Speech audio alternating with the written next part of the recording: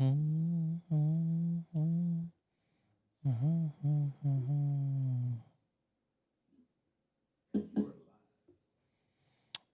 right, ladies and gentlemen. Who made the thumbnail? Me. Why do I look? I told you. You look. Trump wins? Question mark. Oh, you could have capitalized a W. That's good though. That's good. All right, ladies and gentlemen, this episode is sponsored by Red Bull. I'm kidding. No sponsors yet. But what's up, They everybody? should sponsor Welcome us. back to another weekly podcast. This Week in Politics, the political divide, the three amigos, whatever we're calling ourselves. We don't have a brand name yet. We're thinking we want something like Black Lives Matter, something that sticks, but not something as gay, I guess. I don't know, right? Latino Lives Matter. Politics on a spectrum. I still Politics like on the that one. spectrum. She still What likes do you that guys one. think about touch grass? Okay. You definitely are not able to chime in from here on out. But big news coming out of Kentucky District 4. Thomas Massie, considered a congressman darling by many, included. They were talking about how he was the most America first, the most principled representative out there, has been ousted in what is being called the most expensive primary race in U.S. history. I think something like $10+ million was dumped into this race, all over a feud between Thomas Massie and President Trump. So we'll go into a deep dive there and see exactly what happened. But before we get to that, introduce Mr. Jorge Ventura. Who are you and what do you do? Hey everyone, independent journalist Jorge Ventura. Great to be back. Another good week. We have a lot of news to break down. Still don't have an official name for the podcast, so if there's a name you guys even like, just comment below. Give us some ideas. We're still brainstorming, but another exciting week, not only here locally in California when it comes to politics, but also on the national level. And we're coming on the show today with some fresh news from Kentucky. Araceli Martinez, candidate for state senate and professional yapper. So we've got a lot to talk about today. I'm interested in talking about Thomas Massie, though. They spent $32 million on his race. Ooh, that is crazy. It's estimated, right? Because Massie's campaign spent $5.8 million. His super PAC spent roughly $10 million. Gal Rain's campaign spent 2.6, but his super PAC spent 16.4 million. So it kind of seems like it was pretty even with how much money they spent. Does this tell us that campaigns win elections, or that funds win elections if both of them spend an equal amount? Did you guys see this coming? Did you guys see the fact that Thomas Massie would lose coming? I thought he was going to pull through because he is a man of the people. But does that tell us that there's more uneducated people and uninterested people in politics? He's principled, what a lot of people like him. I like him because he's not a party line person. Mm-hmm. He quite does whatever he wants. It's honestly surprising that it took so long for them to oust him, really, considering that he's Trump, a wild card. Trump really went in. This is, we're talking kind of a boxing analogy. This is an 9th round knockout by the Trump administration. This has been a mastermind from the Trump administration since 2024. They wanted to oust Massie. So what Trump administration did, a lot of people don't know, is Trump deployed his best campaign operative. Who goes by the name of Chris Lasativa. And Chris is a political wizard. He knows how to unseat candidates. He's essentially has Trump's back pockets. He's one of Trump's right-hand man. So Trump deploys Chris to Kentucky, and Chris then they start up this new PAC. I believe it was called MAGA KY, and the goal of that PAC was obviously to raise the money to defeat Massie. That PAC did get some considerable funds from 3 Jewish donors. That is including Miriam Ellison. She's the woman who also donated $100 million to Donald Trump. So it had some Jewish-backed money. That money between those 3 donors was around $3 million. So just once again, this is a mastermind from the Trump administration. This was put in a game like by 2024. But the real story is Trump deploying his best campaign operative to Kentucky and invested $19.2 million. Trump, the Trump campaign invested in La Civitas LLC. Yeah, the other part too, if you haven't paid attention to this story, is they ran the opponent of Massie almost like Axios called it the Joe Biden campaign, where he didn't have too many public appearances. He wasn't giving out speeches, denied a lot of media interviews. He was very closed off, and it seems like the goal of the administration was to raise as much money, get all that into ads, TV ads, radio ads, and blast out that Massie is against MAGA, he's against the agenda, and if you're a Trump supporter, you're going to side with the president. And overwhelmingly, money does win in politics. A lot of people are normies, so they just kind of go off what they hear. Massie was always going to have an uphill battle here. Kind of interesting, I think, for me and maybe Anthony. I know you know some of the people too, but it seems like some of the influencers on the right, some conservatives who are more, would you say, on the fringe, flew to Kentucky this week and were campaigning alongside Massie. They were staying, I believe, at one of his farms. So he had that influencer help, but not enough when you're going against the establishment, when you're going also super PAC. And like I said, that once the Trump campaign deploys their best campaign operative to that seat, that kind of shows you how important that victory was. Now the Trump administration could really, I guess, just hang on this victory tonight. I thought Massie's concession speech was pretty interesting, right? Where he says he calls his opponent, but that like the call took some time because his opponent was in Tel Aviv. So Massie, even in his concession speech, taking shots. And actually, I kind of wanted to talk about that. So this is a political. I'm going to read this off for you guys. This is political here. It says Massie's primary is the most expensive in history. Pro-Israel groups have played a huge part. The pro-Israel lobby that's pumped millions into Democratic primaries this year is facing the next test of its political power on the right in Ruby Red, Kentucky. The American Israel Public Affairs Committee and other pro-Israel interest groups have uncorked over $9 million in a bid to unseat Republican Rep. Thomas Massie on Tuesday in a competitive primary that has shattered spending records. Prominent pro-Israel GOP donors have funneled millions more into a super PAC stood up by President Donald Trump's political operation that has spent nearly $7 million on the race. Overall ad spending has topped $32 million, making it the most expensive House primary on record per tracking firm Ad Impact. Now, really quick, that super PAC also had two other Jewish donors. Miriam Eldison is obviously key. She donated $100 million to Trump, and I believe Trump promised to move the embassy to Jerusalem. The other one was hedge fund titan that Paul Singer, who Tucker has continually attacked Paul Singer in the recent years, and also Joel Paulson. So altogether, they contributed in the PAC. They together put close to $3 million in that PAC. But once again, it kind of showing that foreign influence, or at least foreign dollars, foreign interests. I think that, this is something I actually just released a one-on-one interview with Dennis Feitosa, who's running for Congress in Adam Schiff's old seat here in California. And what we're starting to see is kind of like this rise in these anti-APAC people running for federal government. And essentially what they're doing is they're saying, look, what are they calling it? Like the anti-Epstein class or whatever? Yeah. Actually, if you go online right now, people are calling this a win for the billionaire Epstein class. So I'm seeing Hassan Piker from the left use that. Some people on the right are using that, but I think what it is, and we actually got a huge super chat here, $30, and it says Palos Tacos. Nice. Yeah, there we go. Miss Pennywood's cute. Thank you so much, my friend. But here's kind of like my issue with what's happening.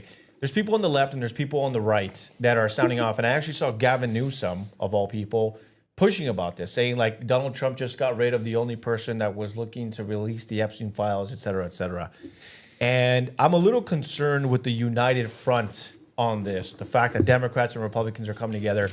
I still don't believe, or I don't think Democrats are really being honest about this race. I think that, I was talking to a friend of mine, and she was basically saying that this is people that are a single issue voter. All they care about is Israel. And in a sense, she said, these people have Israel derangement syndrome. All they care about is Israel, Israel, Israel. And I do think that Thomas Massie kind of leaned into it. It's kind of like one of those things that sometimes like influencers do where they're like, they know they're about to get in trouble.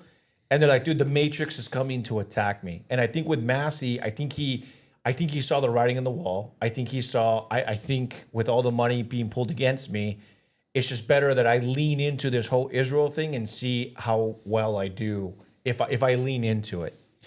And I think that, again, the only place where I'm just kind of like, I'm very skeptical is that the left is trying to also use the same phrasing and messaging and saying, Massie was the only principled conservative. He was the only principled Republican. Ed Krasenstein, who's like a huge Democrat operative, you know, he's got millions of followers. He was talking about, oh yeah, this guy is great. So I kind of tend to be cautious when it's like, okay, I can hear the pushback from our side, but it is a little odd to me that Democrats are joining in.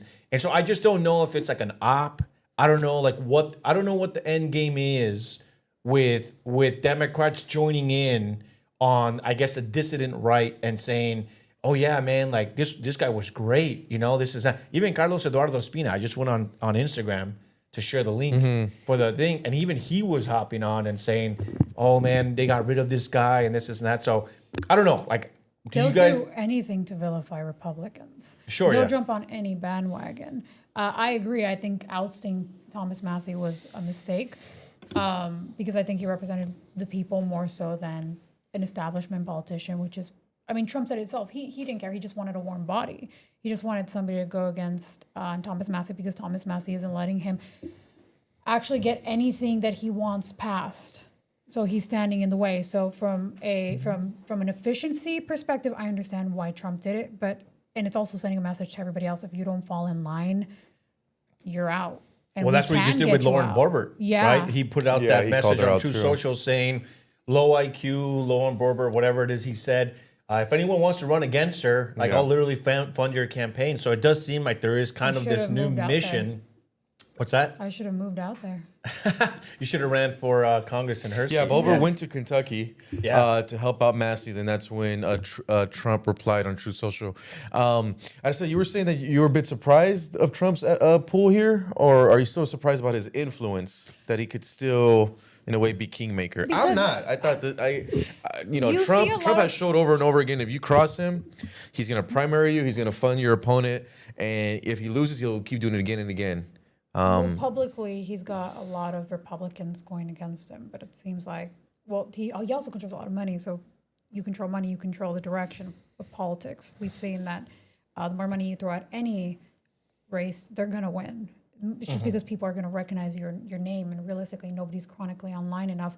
Not enough people are chronically informed enough. I don't even want to say online enough to actually be making informed decisions. All they do is they go based off of a name that they remember the most. If it's 2 Republicans on the ballot, they're going to vote for, because realistically, we've got to look at what the majority of people do is the one they remember. Most of them aren't going to go look at their policies. Not to mention that Kentucky is a loyalist state to Trump. The medium Republican voter is a loyalist to Trump. They're not interested in Thomas Massie's brand, which is a constitutionalist who holds the truth to the highest regard.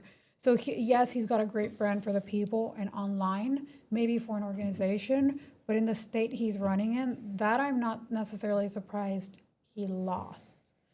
Yeah, Massie's brand does a great job of translating online support.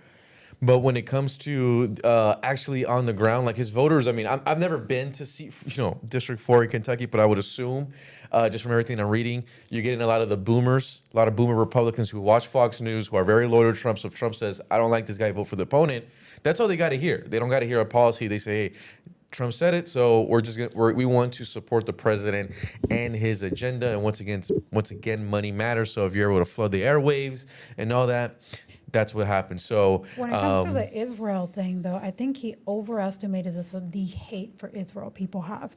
Because again, a lot of people who are chronically underestimated online, that? I think Thomas Massie, the dislike for Israel, You think I you're think saying he he did the Anthony card. overestimated? yeah. underestimated it. But how would he? Or sorry, he you overestimated. overestimated. Sorry, Oh, yeah, okay, he gotcha. overestimated. Yeah. Okay, so here's Okay, I'm on that even with you, where he did overestimate it. Because online, you go And- online and I don't know if it's bots. I don't know if they're paid for, because it seems you post something and the first thing that you get is 10 comments. Oh, APAC paid you. The video has nothing to do with Israel. It is Israel derangement system. Syndrome. I understand being unhappy with how much preference Israel gets in this country. And that's why it's so easy to start with conspiracy theories and blame them for everything. But we also have to be realistic and ground ourselves. So there is an in between. But you post anything, and the only thing you see now is like, you're paid by Israel, you're paid by AIPAC, something. People are saying that of you? Or just like in general. Like I don't know. I gotta be clear. In general, Okay, gotcha, right? yeah. So like I've seen it in all, unless we're all paid. I haven't gotten my $7,000. I've never check. gotten those, but that's because I'm crystal clear on where I stand on Israel. Yeah. So I was like, but it's not just us. It's everywhere you see. The first thing you see on everybody's comments is, "Oh, you're paid by Israel." It's not even a video about Israel. So maybe that's why there was an overestimation of whether people actually, how people felt about the Israel issue. Most people just aren't educated enough to even have an opinion on this. Well, I think both. Where Yeah. I think he overestimated, like Araceli said, and at the same time, I think he played your card, where it's like he kind of saw the writing on the wall, so might as well lean into it. Now just playing Monday morning quarterback, I think what Massie could have done better is, if you're going to lean into the Israel message, is you need to tie it to an economic message, because that's the only way you could tie it to a voter in your district.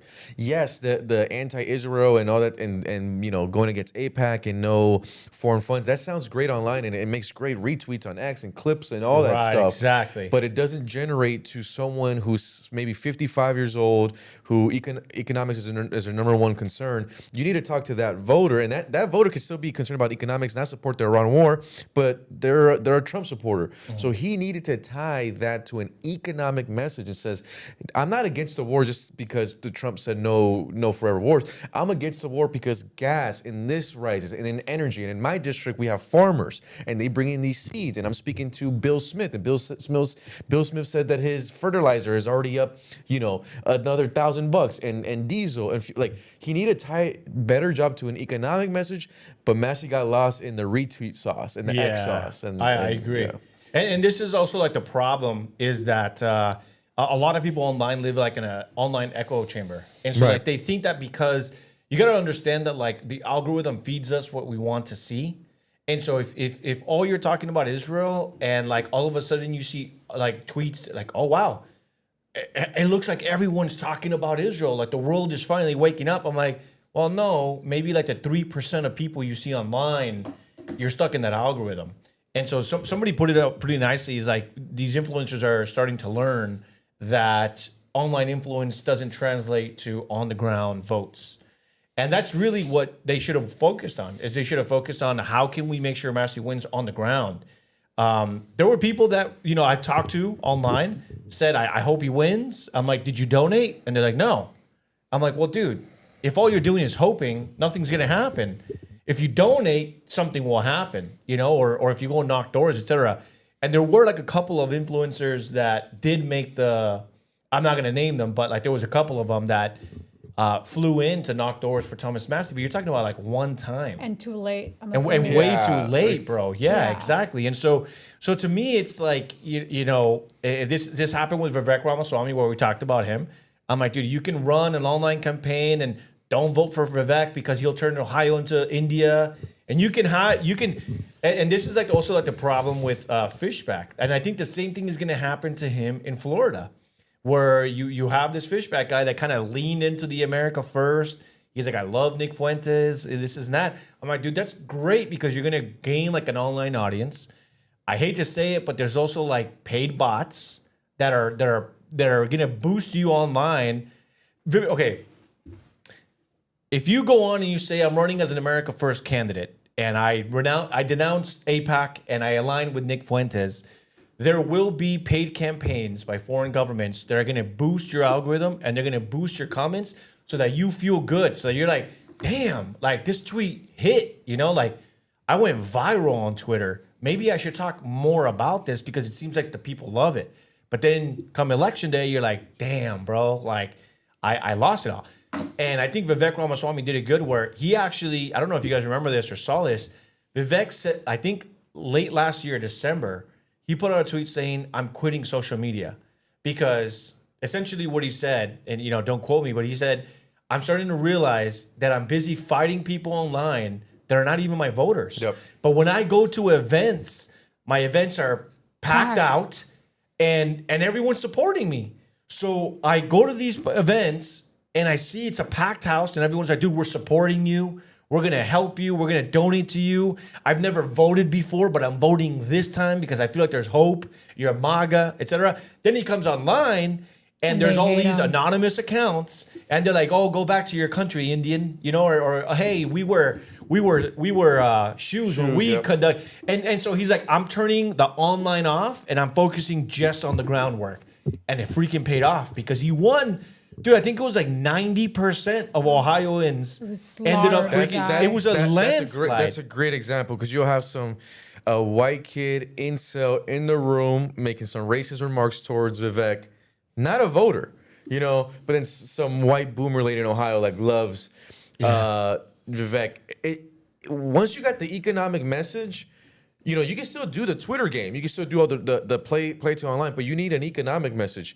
And I know I'm gonna get some hate on it, but this is just a fact. Look at AOC's first race. AOC went against an establishment candidate. That candidate had way more money than AOC. In a way, it kind of ties to the Massie story. But AOC had an economic message that connects through voters and then cuts through that bipartisan line. That can still blow out money. So that's the key. And I think Massie went too online, not enough on the economic message. real Vivek life. is like the complete opposite. He's like all about policy. He speaks right to the voters. He has like a bunch of town halls. He connects, with people. And so that's what I think a lot of politicians have to watch out is that the online isn't real. And I remember actually me and Anthony were on the ground in Minneapolis and many people disagreed with my take on this. I said when the shootings happened, the ICE shootings, how defensive and angry JD Vance was, I didn't like it. And I remember after those ICE shootings, I said this on a couple podcasts. I said, it seems like JD Vance, after the Renee Nicole shooting and Alex Purdy shooting, it seems like JD Vance is speaking to the online right. And he's not speaking to America. It's like, did you forget you're the vice president of the United States? You're not the vice president of X.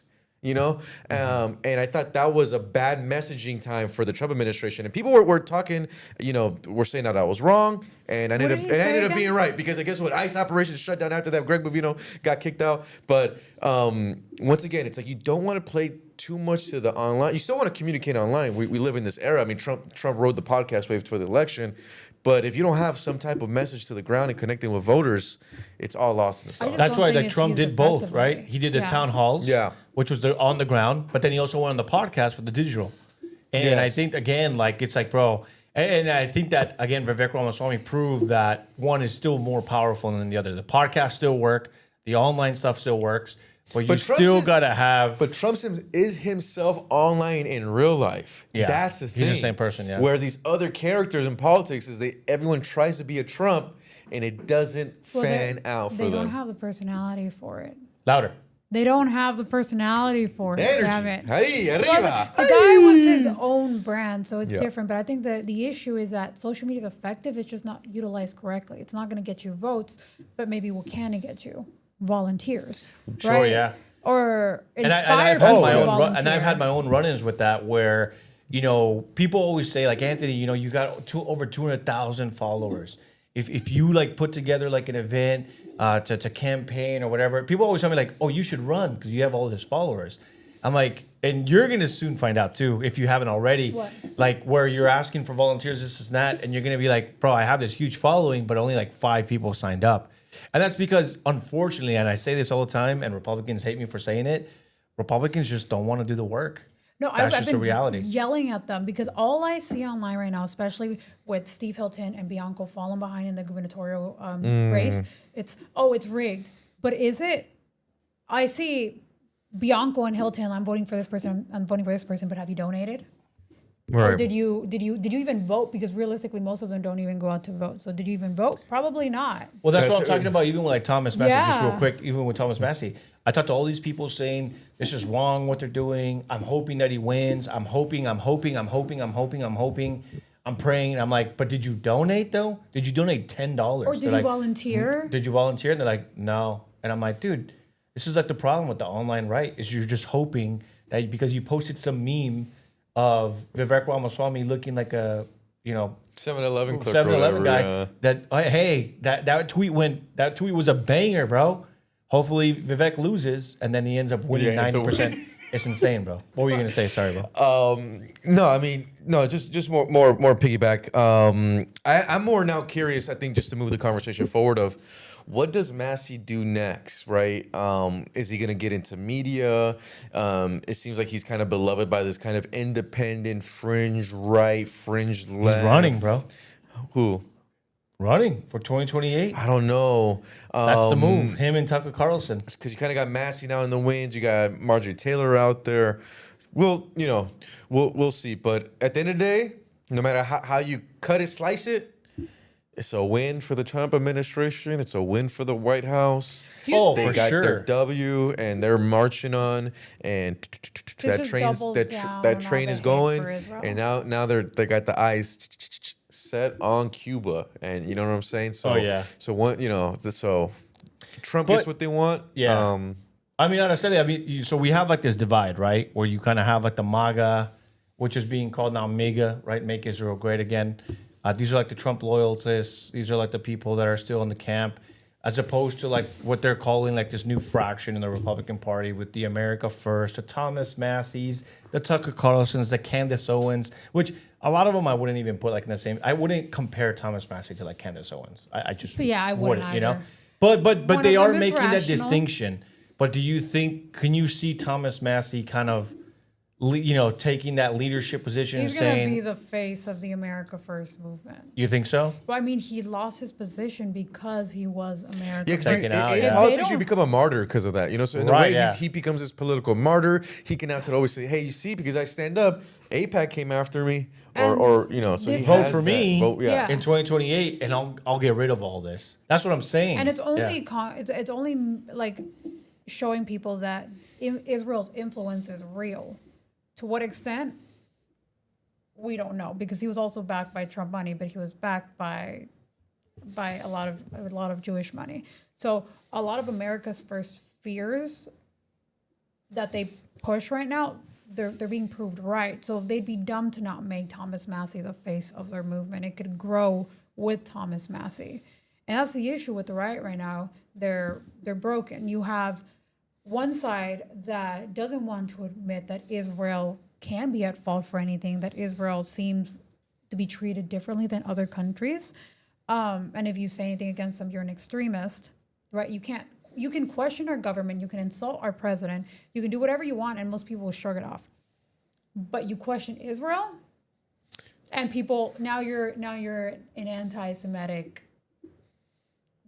Goes back to World War II, right? Fracturing of the right. Real- The real quick- fracturing. Real quick, so I'm looking at the NBC News results, and it's looking like District 4 with 97.4% of the votes in.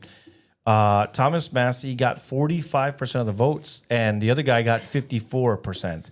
So I mean, it's still within a 10% margin, Right? Which to me, it kind of just shows, maybe help me out if I'm wrong here, but it shows like in a highly contested race like this, where it is deep Republican, you do have that fracture.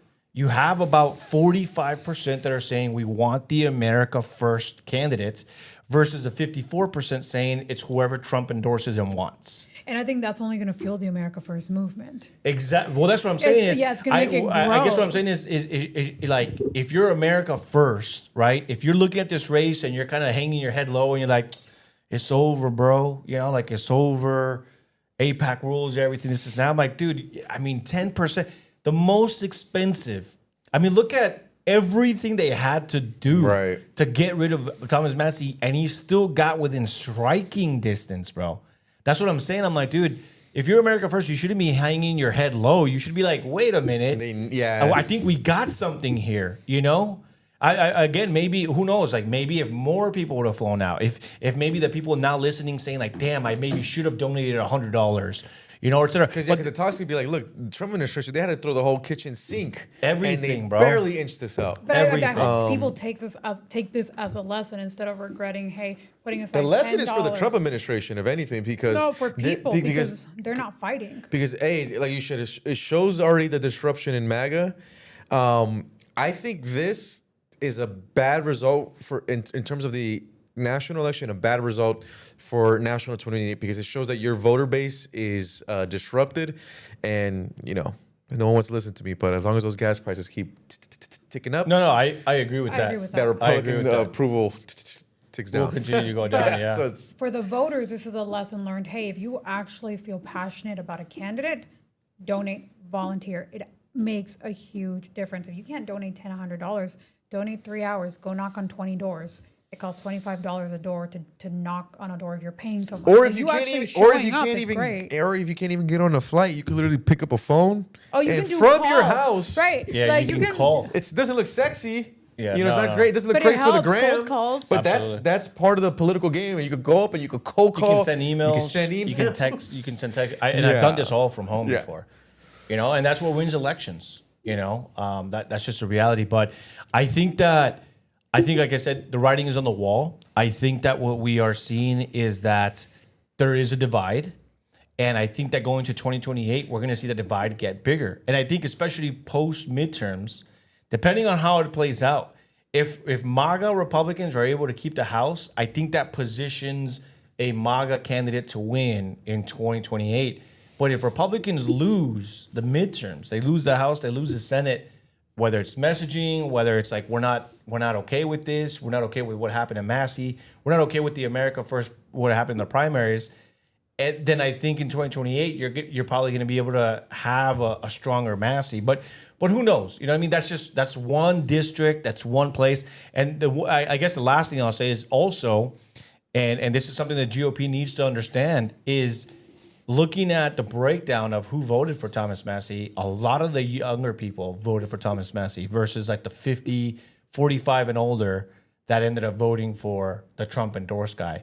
Well, guess what's going to happen with this 45 and older guys? As we get older, people are going to start phasing out.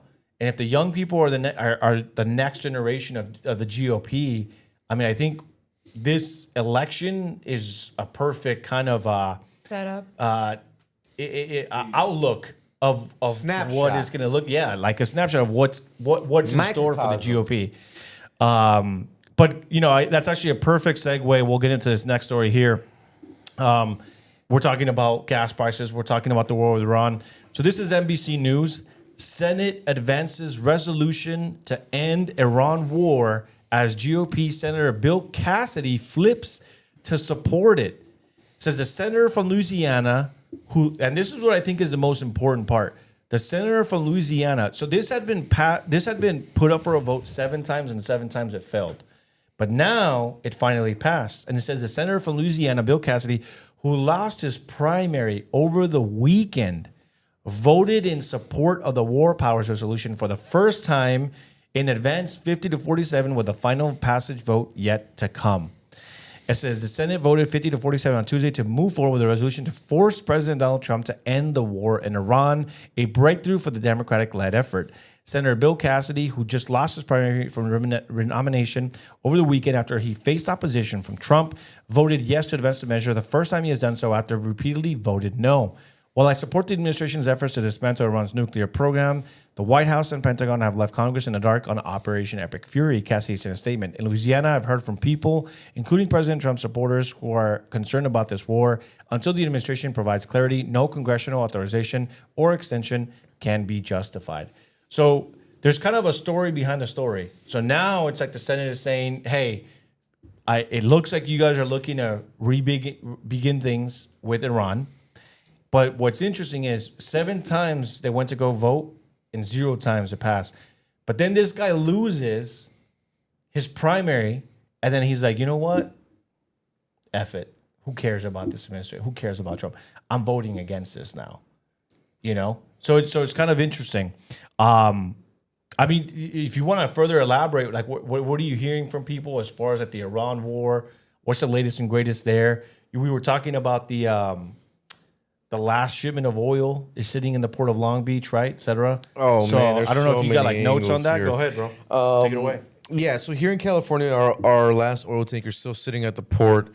of Long Beach. I believe we even discussed this in our last show. So gas prices could continue to go up. I want to kind of piggyback off more on what you said because it's connected to this on the Massie and then the results and the voters and the ages. With the young people voting for Massie, it's also showing you something else with young people in Gen Z in America right now. Gen Z right now is feeling hopeless. They feel they have no economic future. They can't buy a house. First-time homeowner right now in the United States is 38 years old. You have AI also coming after all these college jobs.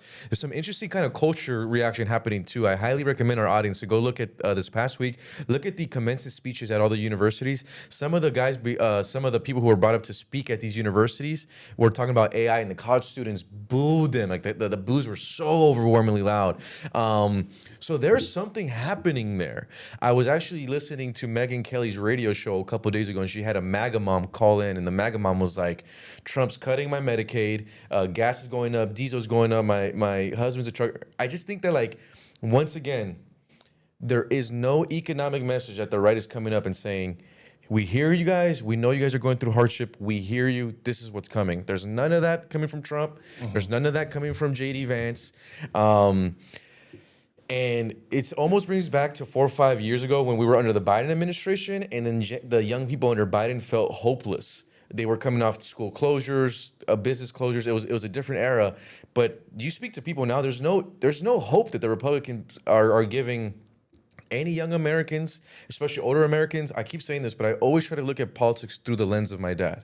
I'm a news junkie, so I'm gonna have a biased look. My dad is your average middle class Hispanic in California. He's a truck driver, okay? So when I asked my dad about the war, my dad doesn't know what Nick Fuentes is saying. He doesn't know that BB is doing this. He doesn't know all the hot takes. He doesn't know the political podcast wars going on. All my dad knows is that diesel is going up and his life is getting 10 times harder every month. So once again, Republicans do not have an economic message for voters, and they're going to pay the price, and that's what we're seeing these other politicians start to land. And it shows in little movements. It shows with Madami's win. Go on Fox News, they call in Madami a communist, but Madami on the trail has an economic message. And there's no economic message coming from Trump, from anyone in the administration. I don't know where they're hanging out victory on. Their biggest victory right now is on the southern border, but because they effed it up with ICE so bad, we're not even talking about it. And also because gas is like $7, no one cares that there's like no one crossing it legally anymore. So I have no idea, once again, where the pathway off the war is. So I think they were trying to use the tariffs, obviously, to bring back jobs to America, jobs that especially AI, it would be so easy for AI to take over immediately. The issue with the tariffs is that because they're not permanent, and everybody knows they're not permanent. So bringing back an entire factory to the U.S. cost hundreds of millions of dollars that a company would do if they thought it would be permanent.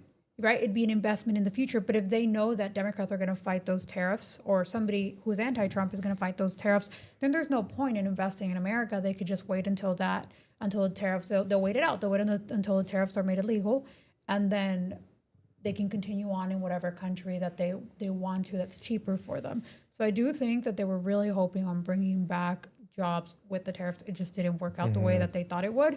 Not that they should have thought ahead, because, I mean, anything they do, it's blocked. Yeah. But what do you think about, like, the fact that this senator, like, for so long had stayed, like, maybe he was like, if I appease Trump, I'll make it past the primary, but then he ends up losing his primary, and I was like, I don't care about this anymore. I think that shows that Cassidy was always against the war, but it was obviously scared to get primary by the president, want to support the president, and then now obviously losing it was, he probably just like, okay, this is how I really feel, and nothing could happen. Do you think other Republicans that lose their primary are going to try to sabotage Trump's agenda too, leading up to the November election? It's hard to say. It's hard to say. Like, I'm wondering what Massie will do between now and November. Do you think there's a chance he'd fall in line? No. Massie? No, definitely not. He's probably so pissed right now. He's probably pissed right now. But how many people have been pissed at Trump, have been angry at Trump, and still fallen in line? J.D. Vance hated Trump. The resolution powers is also just the resolution powers is also just an interesting story. When it comes to war, because right now, we're seeing what's kind of happening in Mexico, the way the United States is taking on the cartels there. And one thing they did early on when Trump came in for Trump 2.0, I remember I covered this extensively when I was with News Nation, is that when Trump 2.0 came in, one of the smartest things that they did is that they designated all these cartels as foreign terrorist organizations. And with that FTO designation, what that does is now Trump doesn't need to go to Congress anymore to bomb or to attack them, because he could just say, hey, this is a terror group, so they could completely bypass.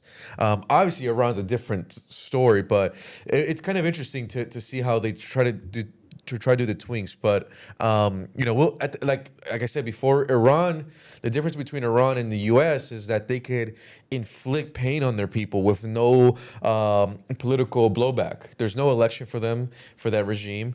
Where here in the United States, Trump has only so much political capital that he could use before he'll have to pay for it. The difference is that this is Trump's second term, so I think there's also that. Hey, it's I can basically kind of do what I want, and But then he's like not setting up the guy for 2028, because it's like, what do you do?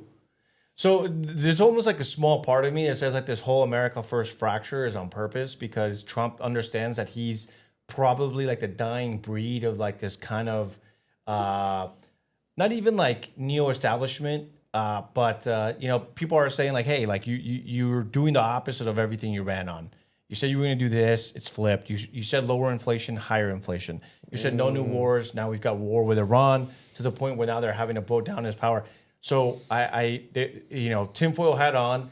I almost feel like, hey, dude, like going into 2020, because the things that I need to do, or I promise, there's also like the talk that like he made promises to like Miriam Adelson.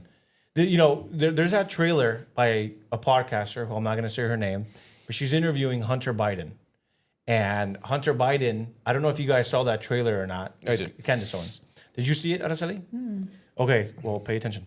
So what ended up happening was there's a commercial that Candace Owens put out. She's interviewing Hunter Biden. And so what Hunter Biden says in the trailer, at least what they put out, was that his dad ended up getting pushed out by the Democratic establishment. He's saying that the reason why they pushed him out was because he refused AIPAC, that he was not part of the Epstein class, and that he refused to turn Gaza into a parking lot, the way Donald Trump made the promises that he would do whatever they asked of him. And so going back to what I was saying is that you have Donald Trump kind of saying like, dude, I made promise in order to get back into offices. I made promises to people that paid out a lot of money, and I have to fulfill them. And I know they're going to be unpopular with my base. So we need to start creating something that comes after me, something after MAGA. And it's like the America First movement. Sounds a little cringe, I understand, because these are some of like the most fringe people. And some of the people I just don't see them as leaders. Like, I'm sure you guys saw like the America First United people try to take over at the America First from Nicholas Fuentes. And it's like Amy Dangerfield, who's like Australian, not even American. And all these people, like weirdos, trying to take over it. And so that's why I think you said it. Thomas Massie might be taking over, kind of like that America First messaging. But then I also see it turning into like a libertarian, like it almost seems like the libertarians are trying to hijack that movement. There's too many fractures in there for me. This is just my opinion. I think that whole America First, like the more Fuentes incel online, when it comes to political influence, it's like very minimal that they have. I really don't think they're gonna have any candidates. It's either gonna be Marco Rubio or JD Vance on the right. That's it. That's the top two. But which one will distance himself the most from Trump? DeSantis is coming. It's for sure.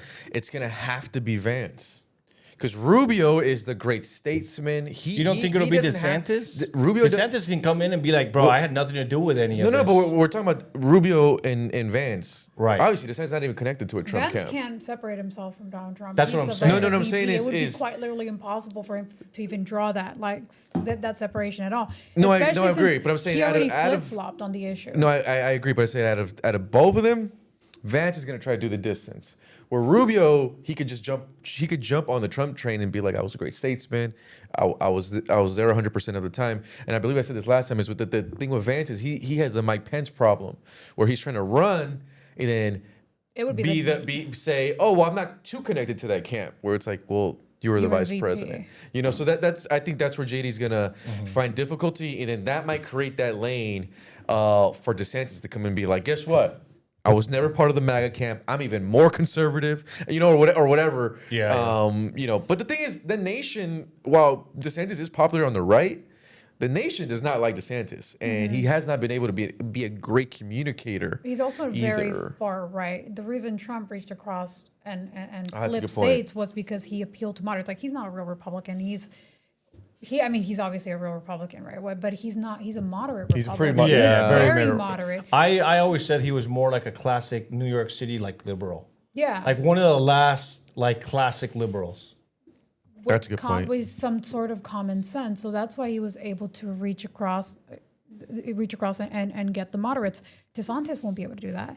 JD Vance, if he flip-flops now, he doesn't stand on a single issue. He went from hating Trump to being next to him, and to now you're saying you're hating him again? How can we trust you? You clearly can't make up your mind. Also, the thing with Vance is he has that Plantier stamp on him now, and Oh, that yeah, Peter yeah. Thiel stamp on him, Nick which a Fuentes lot of like made sure that was a narrative. which behind a JD lot of Vance. people are concerned about.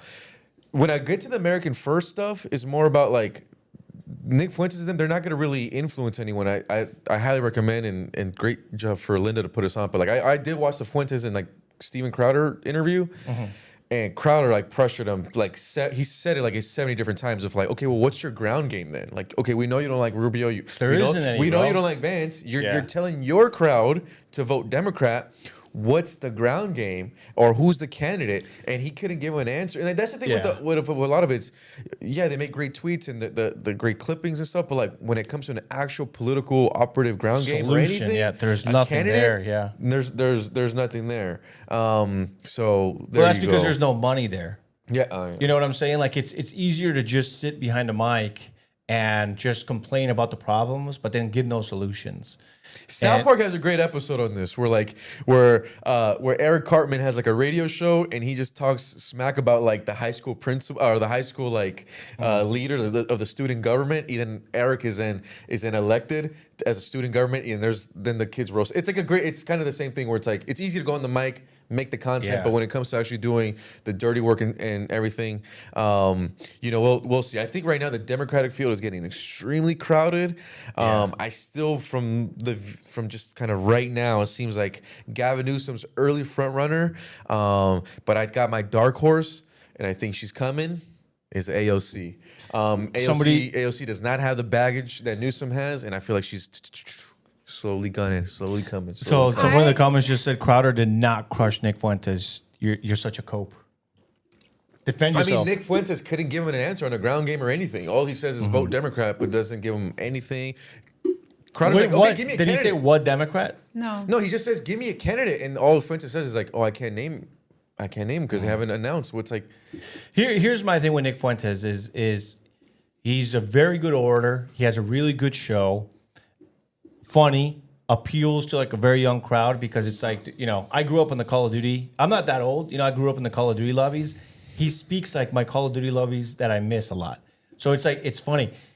Women find it very aggressive. They find it very offensive because he's disparaging to a lot of, I mean, he's also disparaging to like Mexicans, which, you know, my mom's like Mexican. And isn't he Mexican too, Nick Fuentes? I think Fuentes, remember, is Spanish. So Well, that's why, but most Mexican last names are Spanish.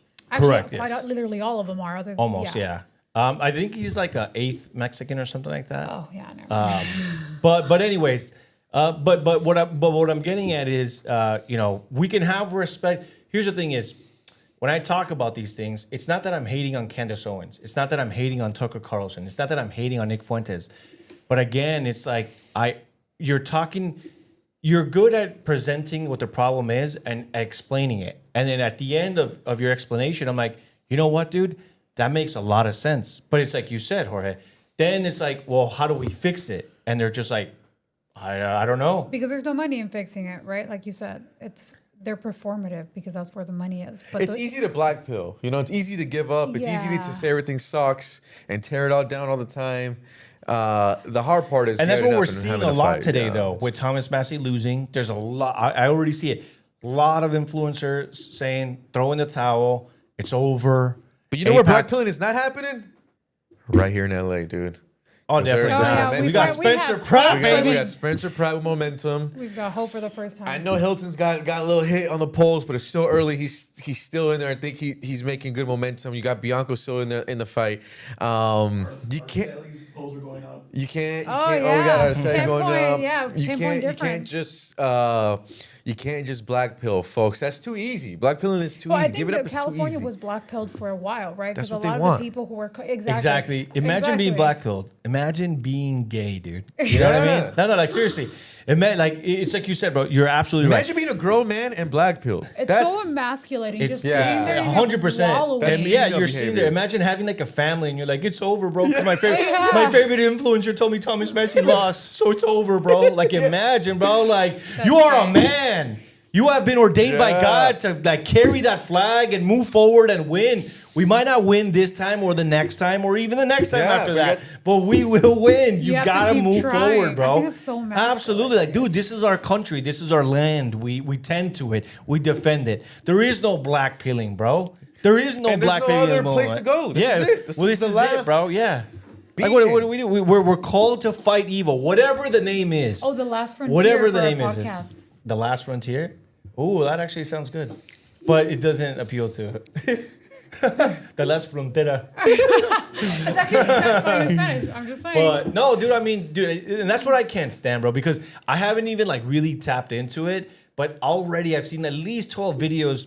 It's over, bros. And like grown men with muscles and beards. It's over, bros. It's over. And I'm like, bro, you're such a bitch. You know what I mean? Like, imagine, dude, being able to bench press 500 Look, I'm and you're Salvadorian. out here making crying videos, bro. Like, oh, let me go out into the forest and like record myself and like, hey, bros, it's over. Like, no, it's never over, bro. It's never over. Never give like, up, evil bro. will always exist. The name going might off. change. Mm-hmm. The name might change, but like, bro, we're gonna fight it preaching. and we're gonna win. And then guess what? When we defeat that evil, a new evil will rise, and then we'll defeat that one too, slowly but surely. But imagine giving up, bro.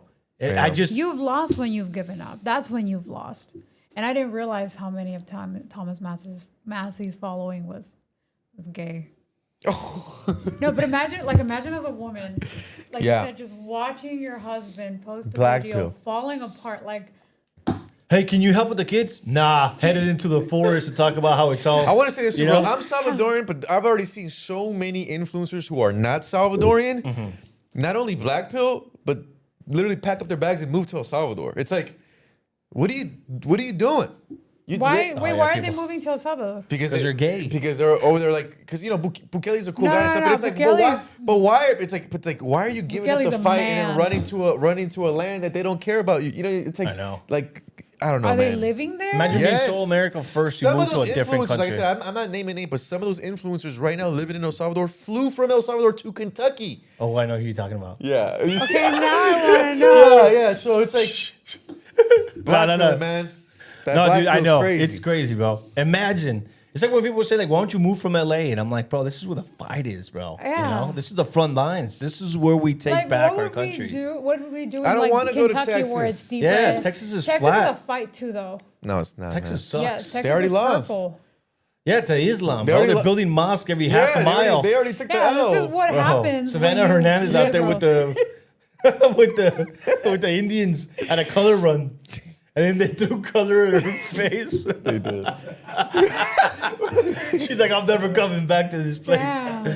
Dude, no, I mean, look, man, you know, every state has its bad. You know what I mean? And we can't keep running forever. I keep telling people all the time. So it's like, dude, we got to stand and fight. So, look, man, if Go touch grass, people. Go to I'm church. Hang saying out with your touch grass family. is a Touch great grass, name too. man. As the great Ben Sassy said, man, the center of your life is not the center of politics, bro. It's the center where you live, your community.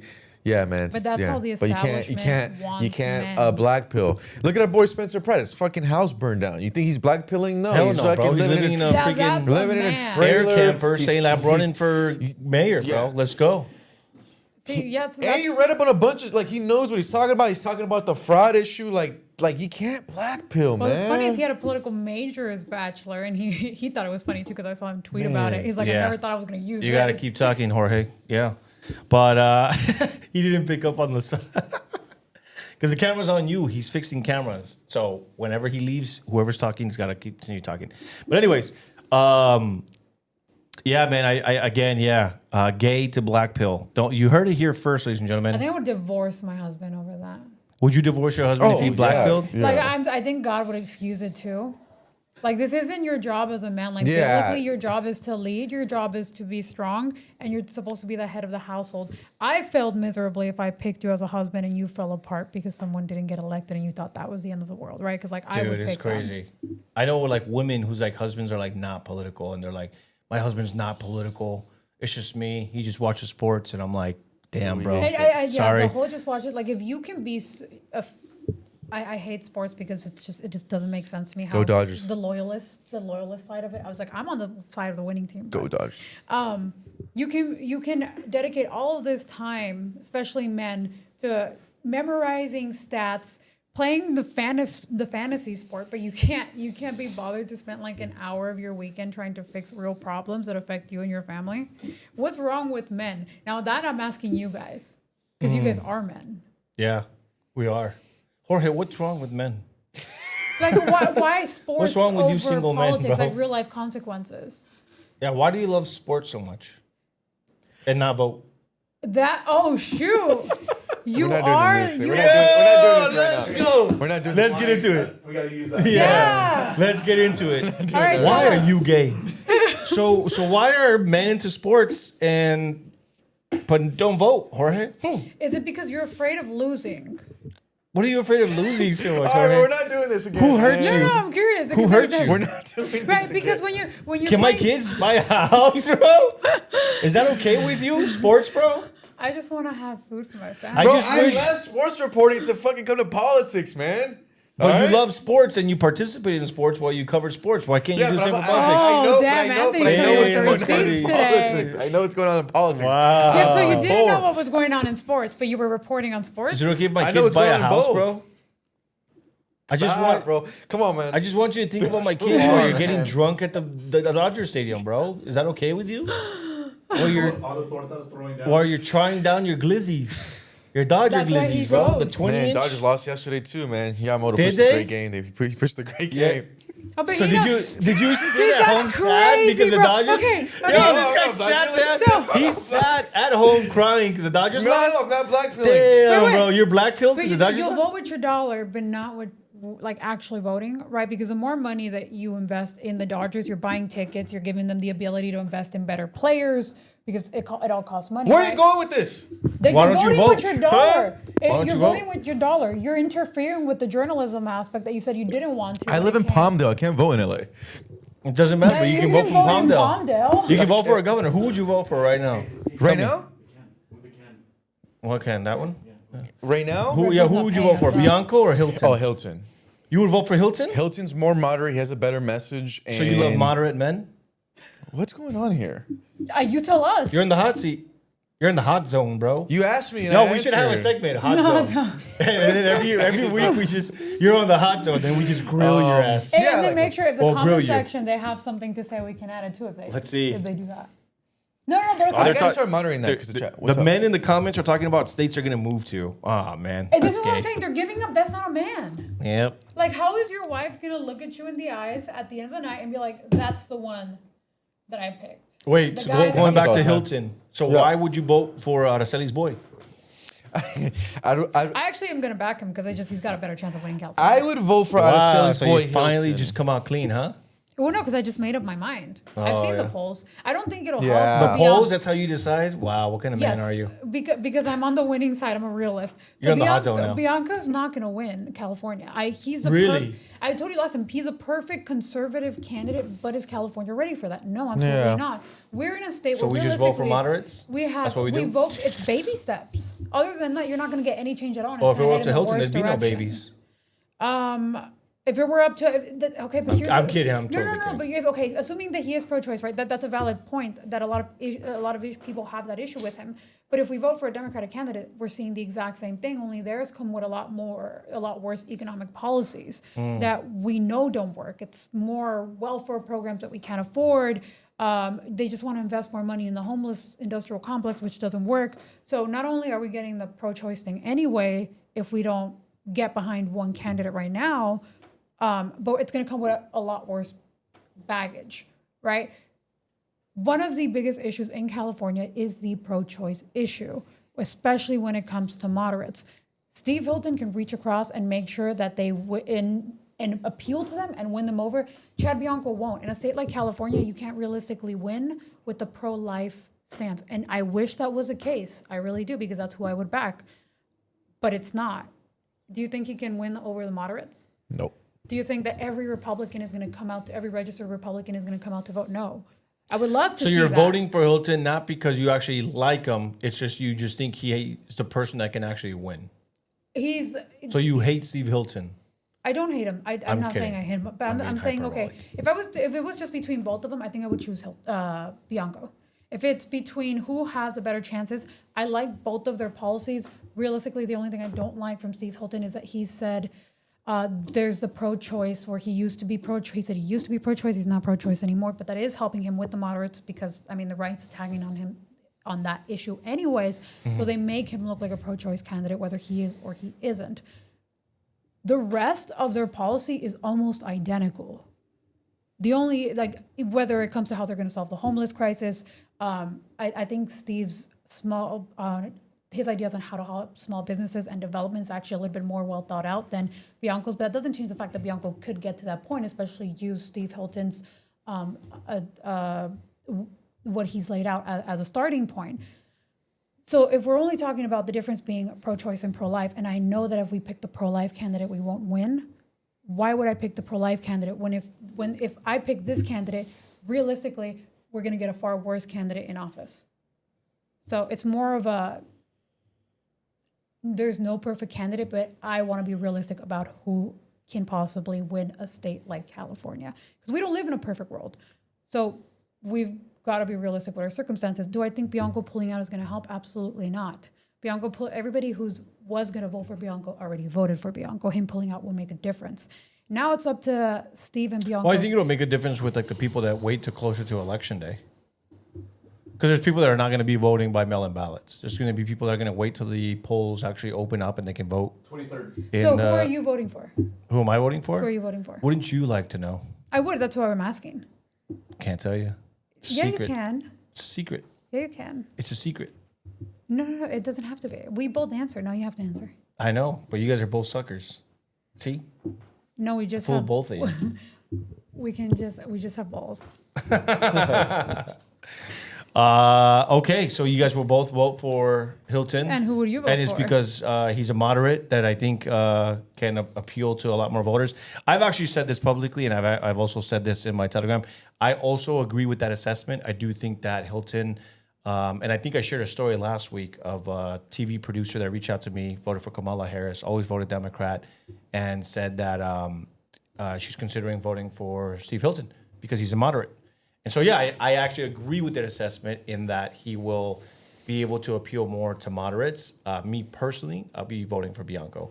And the reason why I'm voting for Bianco is because when I vote, I don't necessarily, at least in the primaries, I don't tend to compromise what I believe in for the sake of a long-term play.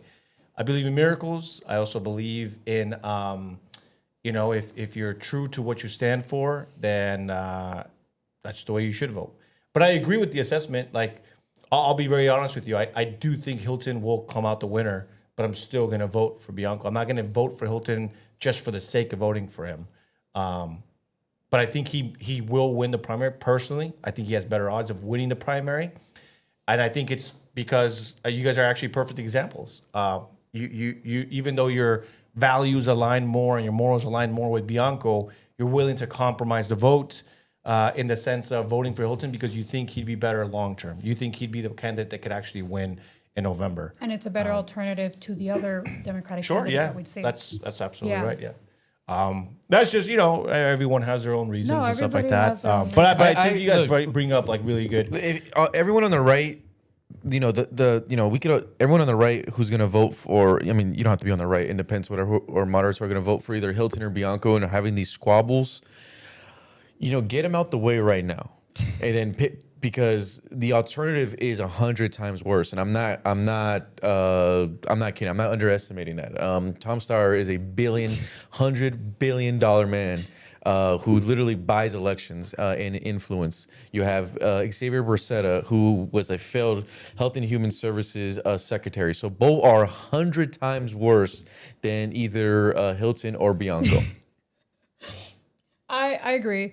And I do, in a very twisted way, I do like the fact that Javier Becerra and Tom Steyer are leading in the polls, right? One of the largest and most prominent issues in California was the ICE issue, and we've got a guy who lost 85,000 children, being one of the top candidates for Democrats. And the other guy, he invested $90 million in the largest ICE detention facilities in Southern California. Boom. It sounds like a funny joke, but it's not, right? And against Sheriff Bianco has nothing to do with the ICE raids in California.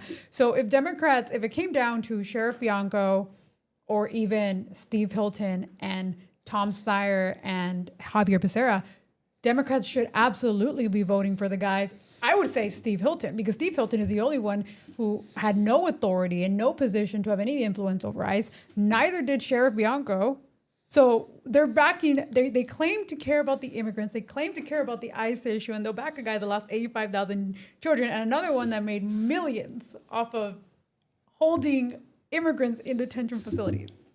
And Becerra is also doing like debates and stuff, like where he's like defending that he's getting paid by Chevron and has like their back. So Yeah. that, if Republicans want to squabble all day of Hilton and Bianco and this one's super conservative, this guy's not, do that all day. At the end of the day, the other side is 100 times worse, and they got way more money. Well, to be fair, Javier, he's got a point where we need we need the gas companies. We need to work with the oil and gas companies to bring down the prices of gas. But it isn't just that. I mean, the largest issue that we have with our gas in California is just the taxes alone. And I would be okay with that if they were being. I wouldn't be okay with that. I think taxation is stuff. But I would be okay with that. No, Gay. taxation is theft. You don't Gay. think taxation is theft? Gay. All right, libertarian. You like calling the government daddy. The government's your daddy, whether you like it or not. It's not supposed to be. And we've it made it is. that way because men don't fight back. Pussy. It's all your guys' fault. Always. So you're running on abolishing taxes. Is that what I'm hearing? Yeah. Really, you are? That's actually a campaign policy? Well, no. I'm actually being serious. No. Okay, so I do. Okay, one. Well, why not? The best. Well, it is and it isn't, right? So one of them But would be. why not just outright, if that's what you believe? Because I do believe in lowering taxes. So that is one of them. Lowering or abolishing? I think abolishing certain taxes and lowering others. We do have to be realistic. But about you it. just said taxation is theft. It is. Okay, so it's not when it's low, it's So- only when it's high. I think it's a bigger theft when it's high. It's a little theft. It's slow. Okay, no. So you're only trying a little bit of steal Here's people. the thing. You have this. It's not a social contract, but it is a contract with the government. I give them a certain amount of money. They fix the roads I drive on, so I'm still paying. I'm getting a service for what I'm paying for. When they're taking an abundance of money and your roads look like they were Crap, yeah. built in the 1920s and they went through World War II and World War I and World War III as well, then you're not seeing where your money's going. Now that's So do you mean outright taxation theft. without representation then? No, Is that a better- taxation without what would I call it? Well, you said abolish taxes. It's very different from taxation representation without representation. So basically, the conservative view, or at least my view, is taxes. There's two. What is it saying? There's two things. That every Taxation person. without results is theft. Taxation without representation. That's just No, the most common I mean, one. we also yes, but it's two different things, right? Both are theft. In California, we are seeing taxation without representation. We saw Gavin, Yes, correct. We saw Gavin Newsom shoot down a petition that had 1.4 million signatures in California that would have made it easier for Californians to vote on whether their taxes go up or not, and he shut it down using taxpayer money. That is taxation without representation, but taxation without results is I'm giving the government 50% of my paycheck and I see absolutely nothing in return. That's theft. So I think like both are wrong, but I think they're two different issues. So someone in the comments says, "Wait, so Araceli is a hot Latina libertarian." Is that true? Yes or no? It depends what we're talking about. Well, conservatives call libertarians libertarians. No, like I we're know. I mean, I don't laughing like at you. libertarians because they're kind of spineless too, and they go. You're not really a libertarian. I'm though. not a libertarian. Yeah. On some issues, I am, though. When it comes to overreaching government, yeah, I do believe that the government. But that's also a conservative position. Overreaching, is. like, you want a small limited government. You don't want It's just, an I think overreaching the government. reason I seem more like a libertarian is because maybe modern day Republicans also don't necessarily exemplify those traits. So, But also before the podcast, you said that you're also a libertarian because you think that we should legalize all drugs. because I think that government, we're creating a whole government office that costs money from the taxpayers, right? So we're creating an office that's never going to be abolished. It's not going to be a burden on the taxpayer forever. And it's also an extra arm of the government that gets to tell you what to do with your body. Do I agree with doing drugs? Am I going to go shoot up heroin? No. But we But would you think that heroin should be sold to like kids? No, I at that point you would have to have age restrictions the same way we do with alcohol. What if the kid consents? No, children can't consent, and we've all acknowledged that. They have to be adults. So as soon as you turn 18, you can consent to like I would say 21. 21? Yeah. Right now we're really inconsistent with the age limits that we have. 17 to go to war, which I understand it from a biological perspective. Well, that's what I was but, going to get to like, next. So at 18, you can go die for your country, but you can't snort a little cocaine? Now Or- you're careful. You're sounding like a libertarian. No, I'm asking you. You're the libertarian. No, You said we should legalize all drugs, including fentanyl. Yeah, okay, because if we So you want a society that's dependent on the government for drugs. there wouldn't be depending on the government for drugs. Are we dependent? Well, they're on legalizing Are we it. dependent on the government for alcohol? Absolutely not. Well, I mean, technically, with the laws. What do you mean? Well, it is up to the government to regulate alcoholic drugs. Alcoholic laws. So you can't be under the age of 21 and drink. You can't have DUI. There's a whole entire government framework but because around a it. DUI is because it doesn't just affect you. You're now affecting other people. But what if you made it home safely? Is that fine? But you're still at the risk of affecting other people. When it comes But to then wouldn't you say the same thing about someone holding a gun? You're still at risk of putting someone in danger because you're holding a gun? yeah, but a gun is a Second Amendment right. I'm totally messing with you. It's just spiraling. I know, but I was like, that's a Second Amendment right. you would go to defend the libertarians. No, but it's not that's not the point. Like my issue is one, it's a burden on the taxpayer and it exists regardless. At the very least, if you legalized and taxed it, the issue we have All drugs? the issue we currently have with the fentanyl crisis is that it's really hard to trace back to where it comes from. Now, do you know what makes people incredibly responsible when they form corporations and they now are they now have liability to the products that they give to consumers, something that we're not currently seeing right now. So if you're selling someone a product in every other market, you're responsible for if it hurts your consumer, right? If you're Like vaccines. now we're spiraling on why government is that is an abuse of government power where they're protecting. That's a whole nother thing, yeah. But yeah, so like if you could create a system where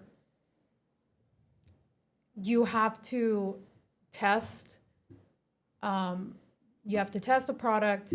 If it hurts a consumer, now there's a face to go sue, which people are scared of because their entire life is at risk. Now their entire life is in the line. So yeah, they can make money, sure, and it's going to be completely consenting, but also they will be held responsible if somebody dies, which is something that we're not currently seeing. All right, we're going to segue into the next one. Phil says you should have me on to defend libertarianism. The problem is you can't defend libertarianism. It's just gay. It's fence. Wait, why? It's fence sitting. I just don't think you can be a Christian and be a libertarian. Personally, there's a lot of fence sitting. There's a lot of I'm okay because I personally wouldn't do it, but who cares if someone else does it? And the answer is I care. I care if drugs are more accessible to kids because you can just walk in somewhere and buy it.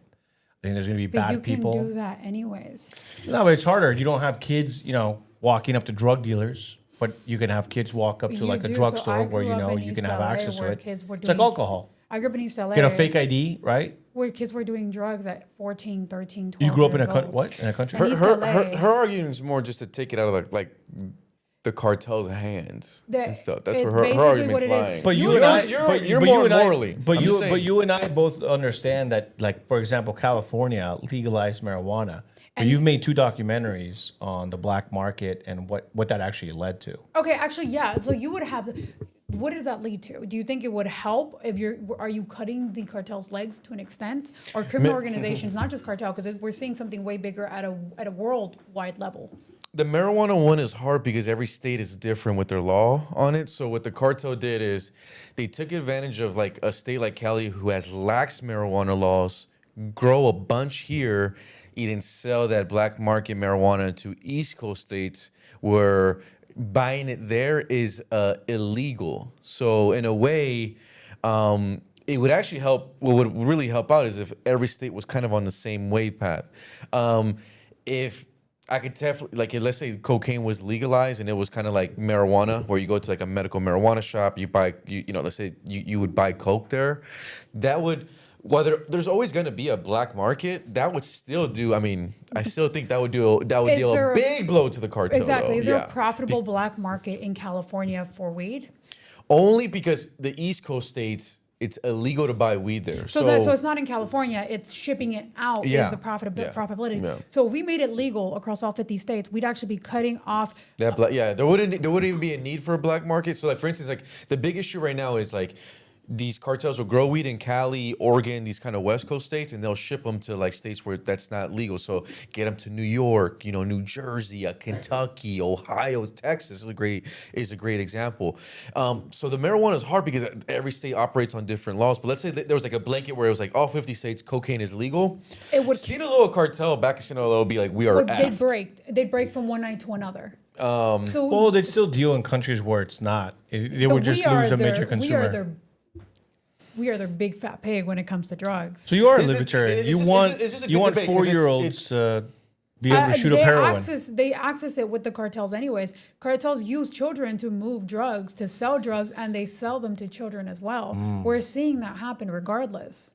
To some level, at the very least, if somebody goes to a liquor store, buys alcohol at the age of 14, and the liquor store sells it to them, that person can go to jail. They don't just lose their liquor license. There's somebody to be made responsible, and it's easy to track. Hey, where did you buy this from? I bought it from there. As opposed to with criminal organizations, it's a lot harder to make them accountable, which is why they've got so much power right now. They've got financial, the ability to buy themselves out of trouble financially. We'd be cutting off their legs if you legalize and tax it, and you can actually fund, like the taxation would come with a purpose, right? It wouldn't be some pointless tax that we would just see politicians misuse. It would be to fund the government agencies that would have to either do the quality control on all these drugs to make sure, not just the quality control, make sure that undercover, just to make sure that these things aren't being sold to children. Mm-hmm. So it's not that, I think children would actually have less access to this. So I don't know if you understand where like my reference is coming for like children. So at the Libertarian Party convention back in 2016, when they were trying to choose a Libertarian candidate for president, this was when like Larry Elder was on the debate stage as a Libertarian. This was when Austin Peterson was on the debate stage as a Libertarian candidate. And one of the questions that they asked was, would you be okay with drugs being legalized? And Austin Peterson said yes. It's like, what about like being able to sell drugs to like a 5-year-old? And he's like, no, I think that when it comes to children, there needs to be a different set of laws. And the crowd of libertarians actually booed him on the stage. They're like, boo, because the problem with libertarians that I found is that it's the no true Scotsman theory. Have you ever heard of that? Mm-mm. So like basically it's like if you're really from Scotland, then this is what you would believe. And so like if you say something, someone will reply and say, no true Scotsman actually believes that. And so it's the same thing with libertarians. They'll hear your position and be like, that's not really libertarian. I'm more libertarian than you. Well, that's what I would say. That's kind of like the problem with the libertarians Yeah. just in general.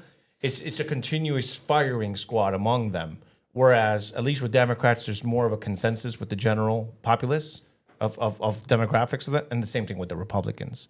That's why the Libertarian Party has failed miserably and will continue to do so, is because You literally, what was it? You remember they had the Libertarian Convention where they were trying to get RFK Jr. like elected, and then Donald Trump showed up, and there was like a guy that was emceeing, and he took off his pants. I did not watch that. Wow, what kind of libertarian is this, bro? She doesn't even watch the convention. What is going on? You mean you weren't there and you weren't a voting member for the Libertarian Party? I was not. They haven't given me voting member rights. Yeah. I mean, there's a lot of problems with libertarians, bro. But I would say I'm not a libertarian. Okay, gotcha. Because Yeah. I'm glad I was able to convert you this podcast. You did not convert me. I converted her, bro. She's a fascist now. That's great. She wants to kill all drugs. My stance remains the same. Completely the same. I actually think that when it comes to children, crimes that involve children or against children should be a lot harsher. So now you're a fascist because now you want the government to punish kids. Okay, all right. Good luck with your campaign. Grown people. Good luck with your campaign. Anyways, we're segueing. Black people? Is that what you said? I said grown people. You just I didn't said say children. You said children. No. And you said that when you think that crimes against children. Yes. So the government isn't punishing children. It's punishing the adults hurting the children. What if it's kids slinging drugs to kids? Then somebody had to provide them the drugs. I really don't think. Wow. As a 12-year-old. No, what if they just went and got it? What if they grew the farms themselves? Oh, Why not? yeah. I'm sure the Because as a libertarian, you just abolished state legal working laws.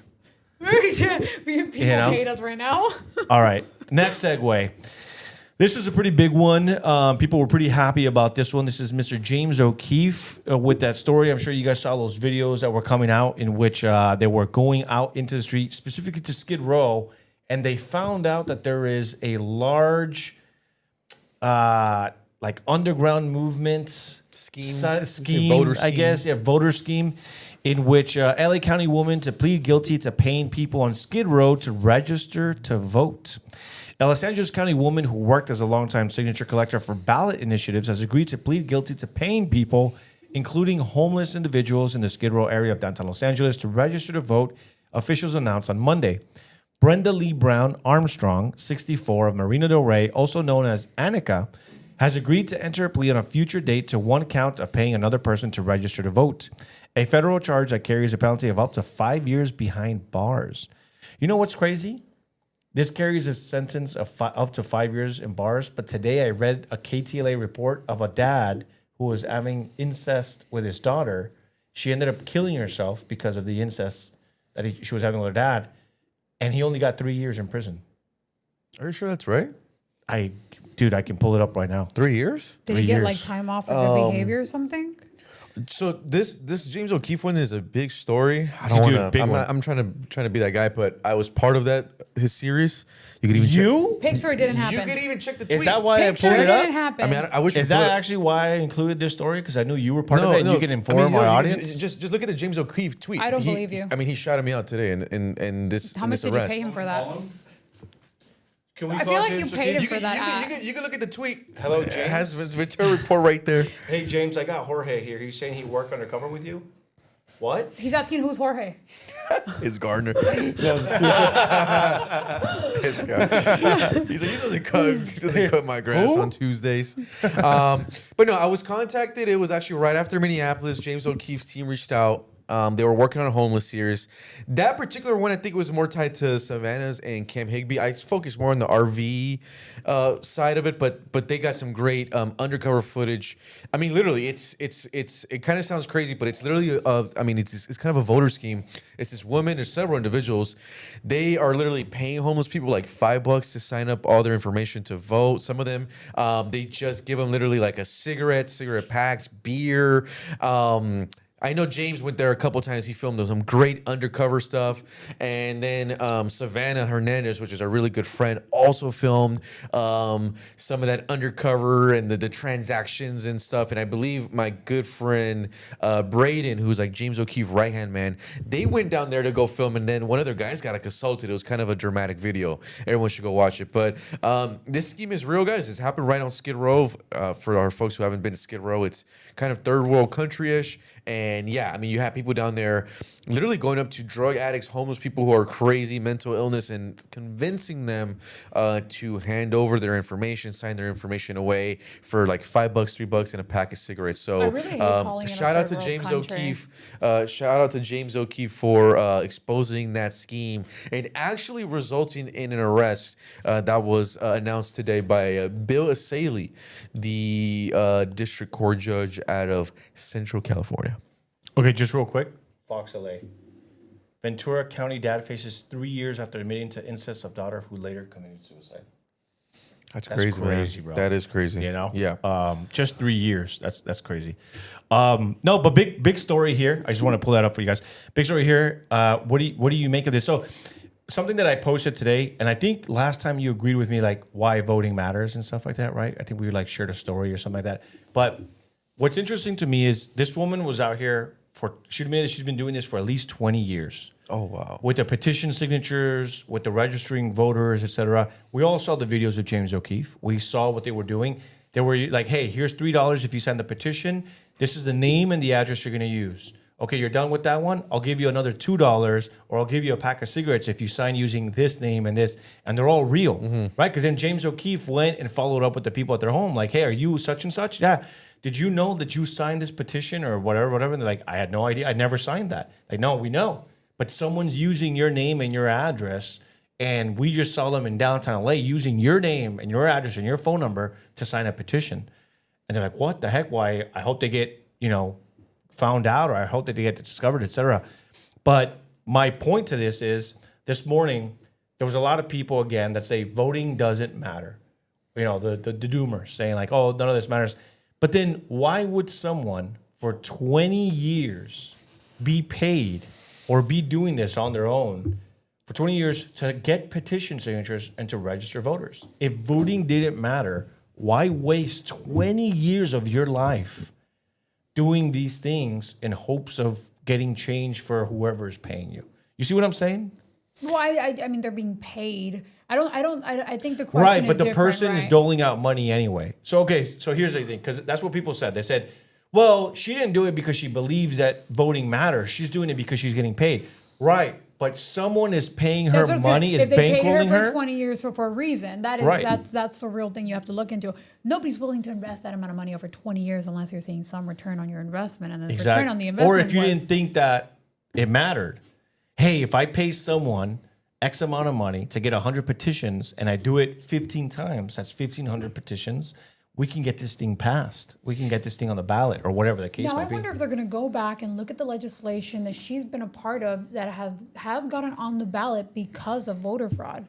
Probably not. Or no, Yeah, I or doubt petition it. fraud. I doubt it, but it would be interesting to see, right? How many petitions that never would have made it on the ballot that people voted for. And I'm going to assume that a lot of Democrats pushed because they're really good at pushing propositions. How many of them became a law because of people like her? Also, It's functional and it this works. is a California story, so I know it has Democrat written all over it. But just because we're talking about voting matters in the election, once again, voting and elections matter.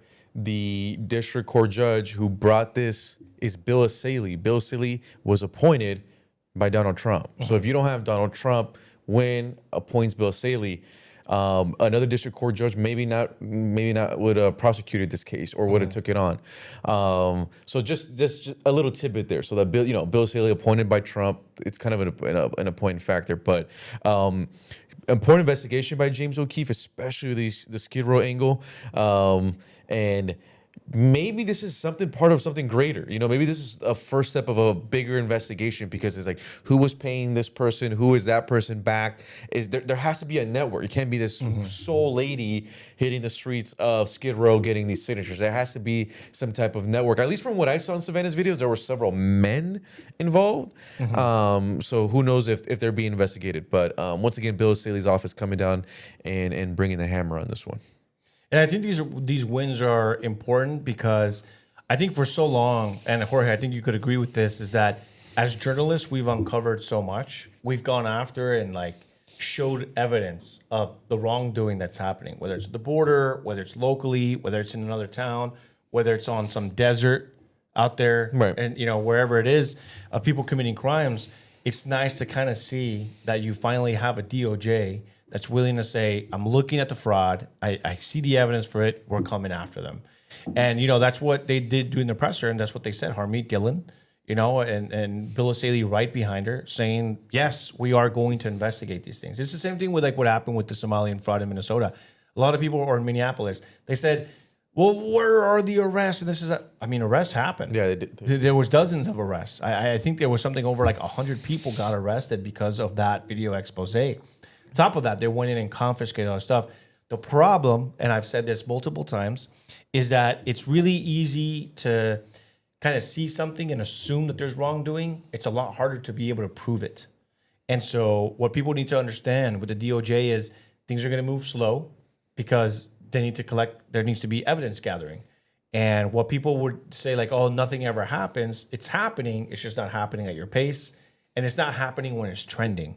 Because I think that that's kind of like in the age of internet is people see something and while it's in the news cycle, we need to see the beginning and the end of what's happening. It's like, bro, this is going to take time. Like you might not hear about this again for another 3 or 4 years. There are investigations. There are things that the FBI is doing today, like Kash Patel going on air saying like, we made these arrests, this is that. We've been working on the FBI is working on these cases since 2021. I'm like, bro, it took 5 years for the FBI to finally wrap up this case. And now it looks like a Trump victory. But it's like, actually, this stuff was started way back when. And it doesn't matter. Justice is justice. I don't care who it happens under. A Democrat, Republican, doesn't matter. As long as justice is served. Did the case start in 2021? What started in 2021? I'm just saying, like, It just in takes general. years, Like, it takes yes. exactly years. You think it's a good thing or a bad thing, right? Because it screams bureaucracy, but also we also want to make sure that someone is 100% guilty or at the very least. Well, the only con I see is that people are just going to continue to say nothing ever happens. But then it's like it finally happened 3 or 4 years later, but then people don't care anymore. Again, it's like when what's his name? Next Order? Mm-hmm. No, not Next Order. The kid that just went out to Minneapolis in the day expose. Nick Shirley, the other Nick. Man, bro, you guys are no help. When Nick Shirley went out to Minneapolis, he did the big expose. People wanted to see like the FBI raining down that same day. Like as the video is going viral, I see people like tagging the FBI. When are you gonna do something? When are you gonna stop being busy covering up for the Epstein files and actually make some arrests, blah, blah, blah. And then of course it just doesn't happen that way. Like, bro, the FBI might be looking at the video and be like, bro, but like, there's a lot of insinuation here. There's a lot of a daycare not being open when it's not supposed to. Because I heard some things that like Nick Shirley went to some of these daycares during the times they were actually supposed to be closed. So I'm like, so what's the crime there? You know what I'm saying? It looks fishy that there's all these daycares in this one, there's 100 daycares in this one building. It looks fishy, but again, you need the evidence. And so they went back a couple weeks later and they gathered all the evidence. And then now it's like they're making arrests, right, et cetera. But now it's out of the news cycle. But the reason this talking point is also coming out, and I watch a lot of left-wing media, and this is where I think they do have a point, is that the Trump administration will make arrests on this stuff, right, the Somali stuff. But then in the back end, and the stuff that's not making the headlines, is they keep pardoning fraudsters, So it's just like you can't be the administration of like, we care about fraud and exposing fraud, and then Trump is pardoning fraudsters just because like their family's making a big donation towards them. And I think that's where there's disconnect. Some of the independents are like, Like I said, this is not my perspective. I'm just saying when you look at the overview, and you got to step out that echo chamber. There's been that crack, but I think my point is there's a lot of people saying, well, Trump doesn't really care about fraud because he's just pardoning X, Y, and Z and X, Y, and Z, and he's. But do you think that's a fair assessment? That is, because he is pardoning fraudsters, and it's some of the when you look at some of the. How many fraudsters? But if you look at some of the but people, it doesn't matter how many. Why? When you look at some of the people that he's pardoned, like their families wrote a check to Trump, so it's just like that weird. Once again, we're in that weird of like pay to play, and then that's why, from my perspective, I don't like the ballroom, because the ballroom is a great exemption where you can say, "Hey, how are you?" Like she likes the ballroom, but it's just like it's like a weird pay to play. It's not that I like it. I think it should have been public. It's really weird pay to play, and like I said, that's where the Trump administration sometimes hands those wins to independents. What I'm saying right now, if you're in a Fox News echo chamber, you probably never heard of this stuff. But I'm telling you right now, just Google I mean, all I've the heard- fraudsters no, that Trump is pardoning. I'm not saying I haven't heard of them. I that's definitely have, where but I just think that there's a difference, though. I think that, for example, I think that getting rid of a lot of these fraudulent, whether it's hospices in LA, whether it's daycares in Somalia, I think that when the people are, their taxpayer money are going toward making sure that this money is being funneled to Somali families or these fake or nonprofits, et cetera.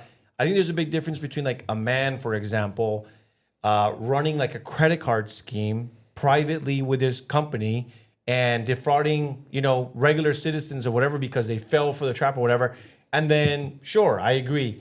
I'm not saying it's all right, by the way. Yeah. I'm just saying I do think that there is a difference. You're talking about a full community where the money is being kicked back to certain politicians or to a political party class. And then you're talking about Donald Trump saying like, okay, they wrote me a check. Maybe this guy served a lot of time already, or he's already served some time, whatever. I'm willing to give the presidential pardon. Just don't do it again. Whatever the case might be.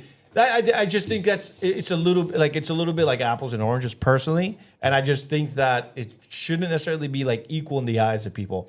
Does it look bad? All the optics bad? Sure. But again, like to me, I'd be like, okay, well, who are these fraudsters and how did they defraud? Because I think it's important, bro. If this guy starts pardoning like, hey, like this entire Orthodox community of 40 people, we're all fraudsters and they jib the government of $40 billion and then he pardons them, then I'd be like, all right, bro, like what are we doing? How come we're coming after the Somalians, but we're not coming after this community over here? Yeah. You know what I'm saying? So I just think it's kind of like, and unfortunately, Okay, I think it's. you're talking about that one viral video that went, the one video that went viral about the community that the men, all they did is they technically went to school, so they were living off of government. You're talking about the Jewish community? Yeah.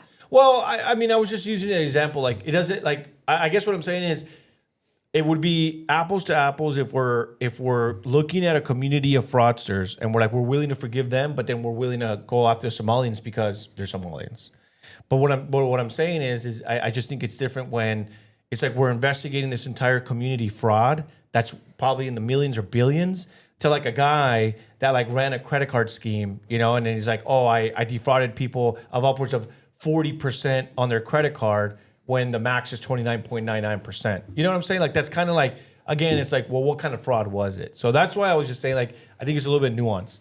Again, the optics are not good. I'm not even agreeing that it's good to do that. I agree. I see what you're it's like, saying. hey, It's there just should the be difference. equal laws of justice to everybody, not just because the family can write a nice little check, you get a nice little pardon. Also, I mean, at least at the very least, it kind of, when it comes to the ballroom, at the very least, it kind of benefits the taxpayer. It does not benefit the taxpayer, but okay. No, it does. Someone who's paying $7 right now for gas. Try to convince them right now on the street that a ballroom is a benefit. How much does it cost to have Secret Service scope out a hotel 2 weeks in advance and then have security throughout that entire time? And then on top of that, they rent ballrooms at other locations. Like those costs add up as well, as opposed to having one. And when you built the White House, you're essentially making that a staple of our country. So it's supposed to built to last over 100 years. So you're saving over 100 years of having extra security or renting out locations. You still think the ballroom is a bad idea? I really don't think there's a taxpayer being like, man, I really need that ballroom. I want to save on my Secret Service taxpayer. But you really still think that's a bad idea? Really? Oh, it's a horrible idea because there's so much corruption tied to that ballroom. No, because the Trump administration wants those names, if you donate to his ballroom, to be exempt from the public. The problem is what do you wait, but what does that problem mean? isn't Exempt the from the ballroom. No, hold on. What does that mean? Exempt from the public? So right now, Okay. if let's say some Saudi guy was like, hey Trump, I know you're trying to raise money for the ballroom. Trump's like, yeah, I need about 400 mil. Okay. So the Saudis guys, all right, cool. We're gonna write you a check for 200 million. You think that guy from Saudi, you're a smart guy, Anthony. You think that guy from Saudi is writing him a $200 million check because he likes Donald Trump and he just wants him to do him a favor? Or you think he's writing him a $200 million check because he goes, I have your back and I'm gonna scratch you for the ballroom. But when I need some shady shit in Saudi or out here in the Emirates, I need you to have my back. And there's already been a lot of weird stuff with Trump in the Middle East, Trump and his sons. they're getting super rich with all these hotels out there, and Jared Kushner is like his Jared Kushner's net worth has exploded. So the ballroom kind of creates an angle where you could convince the American people, hey, yeah, we need the ballroom, blah blah blah. Security president doesn't need to go out, whatever. And at the same time, Trump's smart. He's doing the pay for play. You know, you donate some money here, you scratch my back. When you need a deal isn't that here, how politics is supposed to work? What are the chances that, hey, you're creating a relationship that ultimately ends up benefiting the American people? I agree with you. it is not benefiting the American people. But when you have good relationships If this with was other Biden, countries, you would not be defending the ballroom if Biden was like, No, I need a $400 million ballroom while we're in the war. Here's my issue with people and with partisan politics is that, so you don't have an issue with the ballroom, you have an issue with the fact that we're not getting a disclosure of who's donating. You can have the ballroom and you can have the disclosure. You don't have to scratch the entire idea. You can fix the idea and perfect it. How?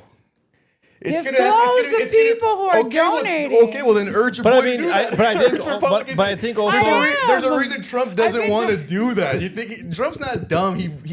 Those names are never going to come out if no, I I think they will. They'll I think come that out I think next a future president administration. can be like, I'm going to disclose to Yeah. people. They'll run on that. They'll be like, oh, if you elect me, I'll make sure that I Democrats could win on disclose. that too, Yeah, honestly. of course, yeah. But to me, you know what this kind of reminds me of a little bit is that when Hunter Biden was selling his paintings for like $100,000 or whatever, and I'm like, dog, get the hell out of here, bro. Like that was so obvious, like pay to play. But here's what I'll say. Again, it's not good optics. Trump's doing this, it that. too. But that's what I'm saying is it's just normal, bro. Like to me, it's just like it's normal. Like, of course, when you donate, you always expect something in return. To a degree, and I'm not trying to sound stupid or whatever. When we donate to a political campaign, don't we want something out of it? We want the person to win. Yeah, but guess what, Anthony? But you're not like an oil executive. You're not powerful, Sure. bro. I That's love what you. I'm I saying. really love you. Sure, but sure, you know, yeah. So it's like that's Damn, you're gonna take that? No, but here's the thing: that's is the difference. Is we're what like Saudi and them. They're looking the other way with these like so weird you're Trump hotels. so you're Saudi phobic. You hate Saudis. Bro. I can't do this fucking politics talk, bro. So really, this is about how you hate Arabian people. They did cause 9/11. So what do you want me to do? Huh? No, this is what it's really about. And live golf sucks. Yeah, the Saudis just failed with live golf. They tried to take on the PGA Tour. Right. Yeah. Yeah. Ballroom sucks.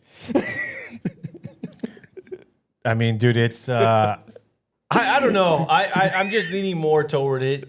I mean, I guess it's kind of like how she said, like, dude, if the problem is disclose the names, okay, then disclose the names. But he's But not is that gonna do but, it. but is that the real issue? Is that the real issue here, though?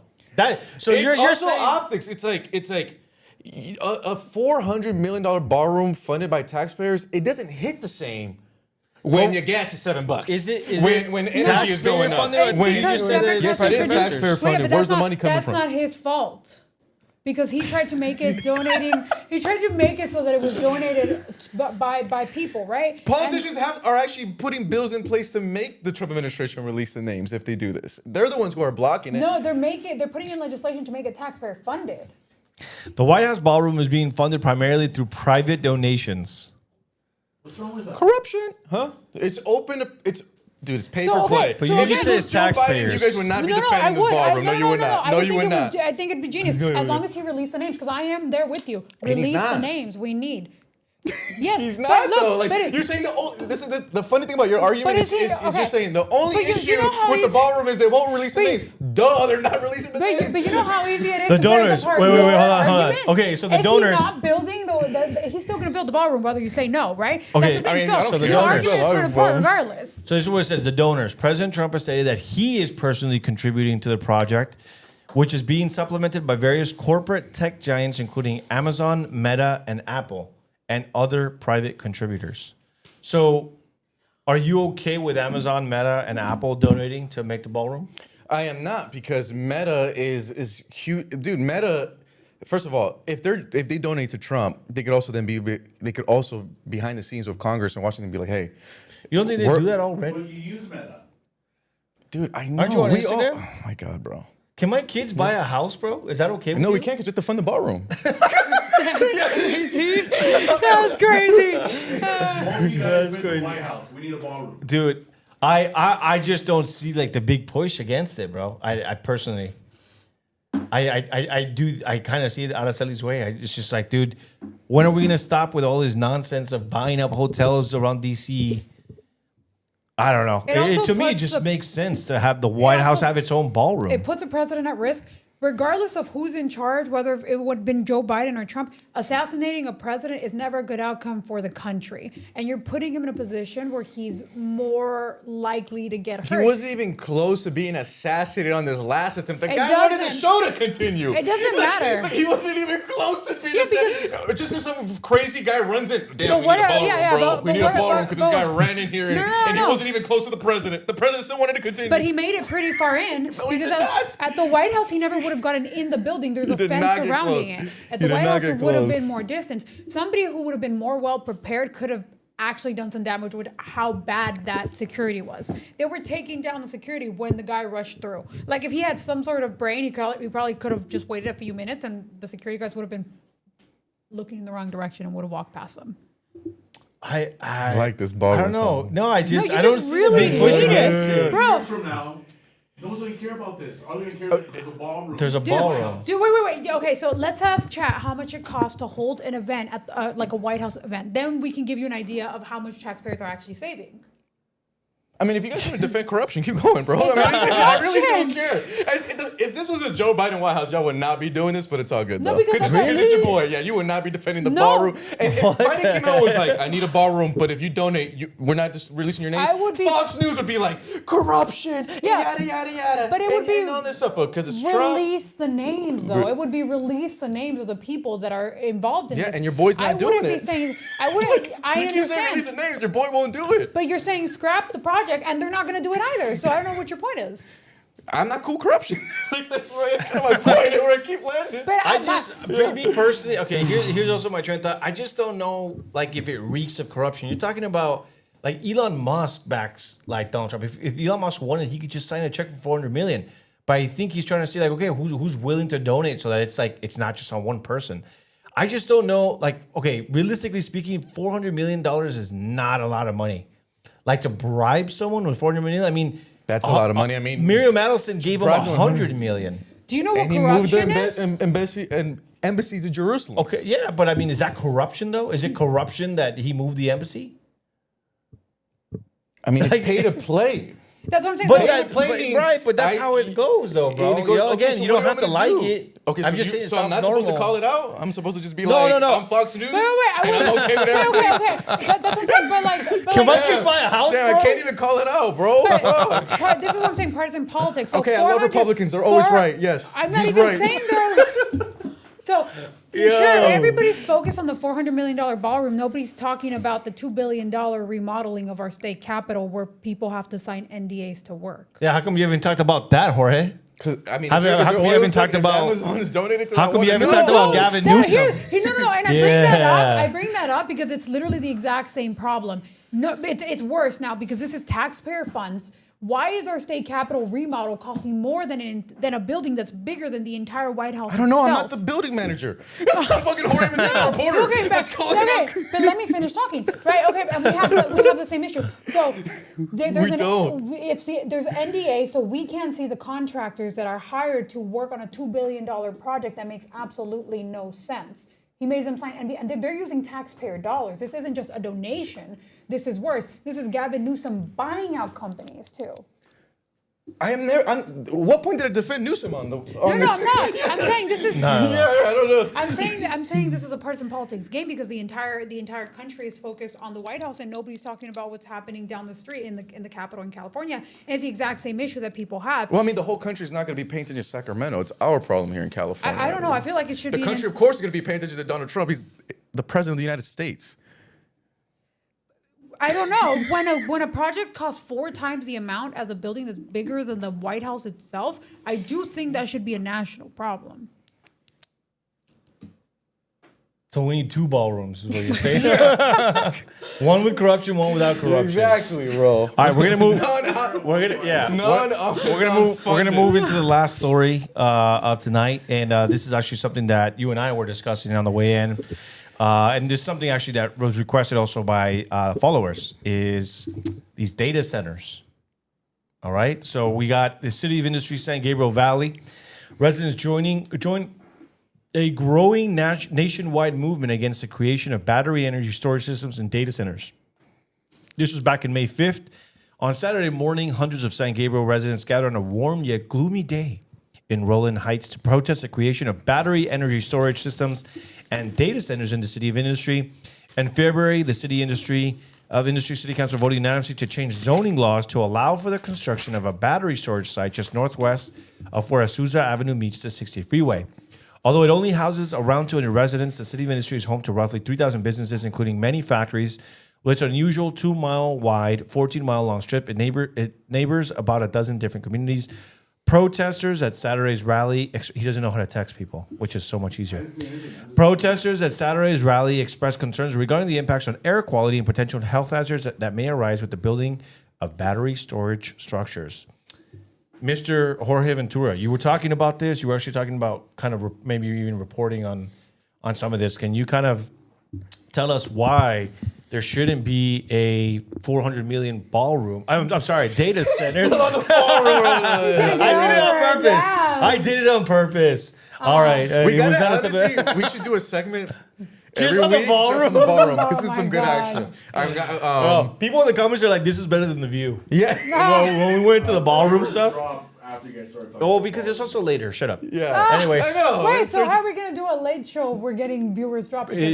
you build it up. Don't Yeah, worry. don't listen to you don't, Sergio's you don't negative listen, yeah, don't Nancy. listen to Sergio. He's wearing a So stupid hat. basically, right now, guys, we're having. If you just look at any news headline, the data center topic convo has dominated the news headlines, and essentially, these data centers are popping up all across the country. We need more of them built. These are massive. They do require lots of energy. They've used lots of water. So I've been hearing. We're still trying to grasp it here on this podcast, guys. But we are going to go deeper into the data centers. I'm going to go out and do some reporting. Going to bring it back, but. There's basically the pro data center and the anti data center argument. The pro, Which are you? I don't know. The pro Corruption. The pro argument is that Analysis. essentially we're in a AI arms race with China. Mm-hmm. The battle of AI, that's why we need these massive data centers. The argument is that, well, China has hundreds of data centers. Here in the United States, we have thousands, but I guess the ones in China are these basically large campuses data centers, where the ones here in the United States aren't as big. That's why we're seeing a shift where these things are getting massive. There was like the recent headline last week where like Lake Tahoe, here on the borderline of Nevada and California, they're getting a massive data center out there. So you have about 50,000 residents not happy about that. We had the whole issue with Kevin O'Leary, Mr. Wonderful, debating Tucker Carlson because Kevin O'Leary is starting up, I think, the biggest data center in the world in Utah. Yeah, I saw that. In Box Did you Elder watch that County. interview by chance? I did, and Dude. it was really good. It was really good. There was a lot of points that Leary came up with, and I Yeah. was like, dude, actually, that makes sense. So there is that. So one thing that I want to just promise the audience is we're gonna deep dive this issue. I myself and we'll get out there to some of the meetings. Now, right now, yesterday I was in touch with residents in Brawley, California. Brawley is in Imperial Valley. It's basically on the border with Mexico. It's with Mexicali. It's like way north of San Diego. But Imperial Valley is a very poor agriculture, heavily Hispanic communities out there in Imperial Valley. Here in California, most of the data centers are up in Northern Cal, San Francisco regions. In that area, those is where those data centers sit. But right now, there's a shift to make these data centers in Imperial Valley because there's a huge rural land. Now, there's a city next to Brawley, California called like Calipatrica. It's a real small town. But last week, they voted to do a moratorium on data centers for 5 years. Brawley saw that, and I've been speaking to those residents. Brawley, as of right now, literally 8:24 p.m., they're in a city council meeting right now in Imperial Valley where they're going to vote. It's likely going to pass, and they're going to put a moratorium, basically a ban on data centers for a year. Tomorrow, Imperial City is also having a hearing on this as well. So Imperial Valley right now, here in California, is like stepping up and fighting back against these data centers. And then we have the up here, Lake Tahoe is having a huge issue as well. So I'm still trying to learn more about it. I'm going to try to maybe go embedded with some of these residents and shoot a blog. I know the mayor of Calipatrica, which is right next to Brawley, he was like adamant that this data center was not coming. And the thing is, when you go in the comments, what I find interesting about this issue with the data centers is that it's piercing through bipartisan lines. So you have Democrat voters and Republicans coming together and being like, we don't want this. And it's happening with lawmakers. So like right now, Nancy Mace, she's pushing for a statewide data center moratorium on all of South Carolina. And then Bernie Sanders and Is she still running for governor? And she's still running for governor. Okay. AOC and Bernie Sanders have also reduced legislation to put some type of moratorium on AI data centers. So I'm saying all this on this rant that this is not just a left-wing issue, it's not a right. Yeah, we're seeing that it's crossing. So I think there's something important there of why. And once again, here, particularly in California, in Imperial Valley, pay attention. Imperial Valley, it's super poor, but they are standing up and fighting back. And this is just my last little take before I pass back to you guys. But from what I'm reading and everything, it does seem that no matter what, and I don't like to say this or whatever, because I still trying to find out more about the issue, it just does seem that this AI data center movement is almost inevitable. Like it's going to happen regardless. And I mean, I think the one in Utah is going to be something extraordinary to see how they build it out. The argument is that these data centers are bringing tax revenue, they're bringing jobs, but there's a huge disconnect because the locals don't feel that way. If you listen to like Karen O'Leary and the pro side, their thing is like, oh, if you're against data centers, then you're pro-China. And I don't agree with that. But one thing that I did find interesting just scouring through X and online is I am seeing a lot of these AI generated images where it says like no data center in my country or state, and it'll be like a farm.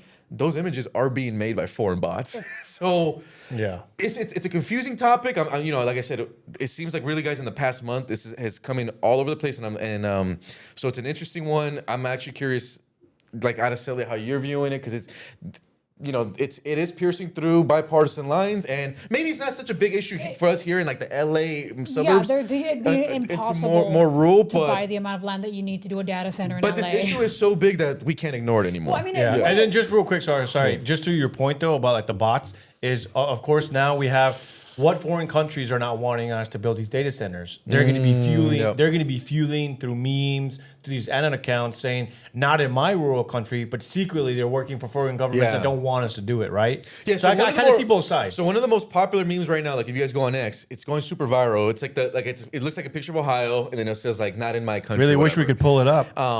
That meme or that image AI was generated all the way in Bangladesh. So it's just like so it has to be a foreign bot. But I mean, I don't know what you think, Araceli, about this issue. Like I said, it's still very early. It's one of those and things it's really that's popping up though. If other countries don't want us to do it, is that a good reason for us to do it though? Like we do have to think about that. Will we be behind you're saying the AI? if other countries want us to do it? Don't want us to push for AI, is that a good reason for us to push for AI data centers? But I think that I kind of see both sides. I see the Leary saying, look, dude, if we don't excel in this, another country will, and what would be the detriment of that? It's kind of like a AI arms race. Okay. I think that's what he even said on the podcast, right? Yeah, it's like an AI arms race. It's kind of like if we are not beating other countries, and to me, it's almost, it kind of goes hand in hand to like the Iran war with like the drones and stuff like that. Now it's not even about can you make a carrier ship. Now it's about like can you bomb the ship no matter where you're from or how small of a navy size with these little drones. You know what I mean? Like I'm starting to see kind of like a huge revolution. And actually, Tucker Carlson played it in that interview where there was a valedictorian woman that was talking about we are going through like the industrial revolution of AI, and they're like boo, and she's like, why are you booing me? You know, because she's just not in touch with the fact that like a lot of the students are worried about that. So I kind of do see both sides, where it's kind of like, do we want to see other countries dominate in this sphere, or do we kind of take the reins on it? The way I said it is the moratoriums are just, you're pushing off the inevitable.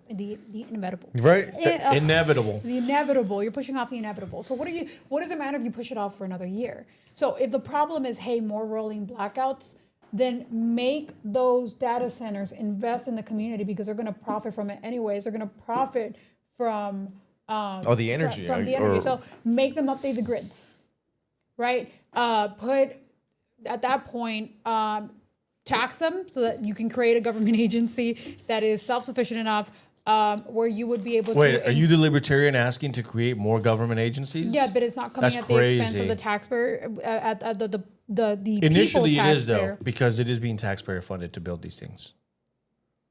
That's what actually, that's what Tucker Carlson and O'Leary were talking about, was why should taxpayers have to foot the bill for it? If taxpayers have to foot the bill, then they should be profiting off of it. The government should be profiting. And off of it. that's exactly what Tucker Carlson was saying. It's like the taxpayer does not profit from this outside of. But O'Leary was saying you're not gonna profit off of it like a stock. You know, like where if you invest money in it, you get like a nice return at the end of the day. The return is that your city is going to be more prosperous. We're going to bring jobs, secure jobs, etc. But yeah, I see both sides. I didn't mean to cut you off, but I just want to say that. So I think it should come with the ability. So the taxes should come with an agency that makes regulations so that they're say reusing the same water. We are in California. We already have a shortage of a drought problem, right? Let me read this really quick because I took some notes ahead of the show. There was a good article by Cal Matters that's just posted a couple of days ago. Cal Matters is a good investigative, nonpartisan reporting team. So their headline was, "Data centers are guzzling California's water, and we have no idea how much. Data center builders don't tell the public how much water they've used." And essentially in this report, it was saying here in California that data centers, they don't release any information on how much water they've used. And actually, Democrat California lawmakers, they tried to address that issue last year. They brought legislation to the governor, Gavin Newsom, and then he vetoed that. That's So interesting. Newsom is, and like I said, this is still a very new issue where I'm sure we're going to tackle it on as much as we can. But it showed me early on that why is Gavin Newsom siding with data centers when you have your own lawmakers from your own party? It's not like California Republicans went up to him and said, release this information. Democrat lawmakers say, hey, from my community, we're worried of how much water is being used. They can't get any information. So they brought that legislation to Newsom. He vetoes it. So that also kind of shows that Newsom's kind of siding with data centers. Could it be for more jobs, or is there more something, I don't think it should be darker there. taxpayer funded if taxpayers aren't going to benefit. At that point, is it a loan? Is it like a grant? No, or how is this gonna work? so basically it's like funding for whether it's for the building, whether it's for the property, whether it's like paying for the construction, whatever, however it is that the federal funds or the local funds are used, it's basically like a long-term investment. So it's kind of like, hey, we're using taxpayer money to kind of help with this. And I think Olivia was talking about how there's also private investors as well that are going to be happening with it. So there will be some corruption there. You can talk about that. And then let me just go touch on this Cal Matters, because I think this is important just for California on the issue of data centers. Is most of the data centers here in Cali are, once again, they're in South San Francisco Bay Area, Sacramento, and then there's some instances some are in San Diego. But the shift to vulnerable communities is happening in Imperial Valley. So what the report is finding out is that these companies and these entities want to at least get to Imperial Valley. It's a bunch of cheap land. It's kind of deserted. It's rural. But those residents have started to stand up. Kind of one of the more recent ones, Anthony started off, is Monterey Park residents that's in San Gabriel Valley. They successfully so far opposed one data center, and right now they're trying to secure an upcoming vote for a citywide ban. That's actually on their June 2nd ballot in Monterey Park. I'm kind of piggybacking a little bit with Araceli said. It just seems like this is inevitable at some point, but who knows? Like I said, this is just an interesting topic because we're seeing these small communities out there.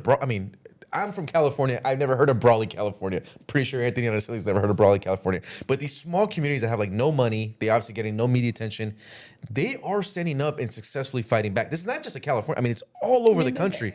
Right now, Box Elder, Utah is taking all the headlines. I know New Jersey, New York, they're having a whole situation. Nancy Mace is trying to do a ban on all of the ones in South Carolina. So we're in this kind of interesting movement. And then you had the whole China aspect and the AI arms race. There's just there's so much moving parts to the story. It kind of seems, and I don't know what you think here, Anthony Araceli, but because this data center topic is dominating, there's no way that for 2028 this is not going to be a national topic. So if you're a presidential candidate or you're gearing up to run for president, it does seem like now you and your camp have to get together and decide, what is our direction on data centers? Because the country is split and it's getting contested. I highly encourage anyone just Google data center city council meetings, and you'll see like in the smallest towns, grandmas, working class people like really getting angry and fighting back. So if you're a presidential candidate now, you know obviously you have to worry about the economy, war, all these issues. Bing! You got to also put data centers on it too, because you're gonna get asked about it when you make that presidential run. And just wait till the Maha moms get a hold, you know, like because this is something that I feel that they're kind of like they haven't like really fully grasped. Because I know it's kind of like also like So new, bro. What, This yeah, is such what a about new like you know what kind of effects will it have on the nearby environment? What effects will it have? Because you know what this kind of reminds me of is the 5G cell towers. Remember, like when those were going up, and they were like trying to put them up as fake trees, and they're like, "Oh, look, they're even trying to put them up as fake trees so that you wouldn't be able to tell the real one." And then they're talking like, "Oh, it's causing cancer, and this is that." So I'm kind of like thinking like it feels like this is going to be a much more because you know when they put up at the windmills, when they put up solar panels, people are like, "What's up with the solar panels?"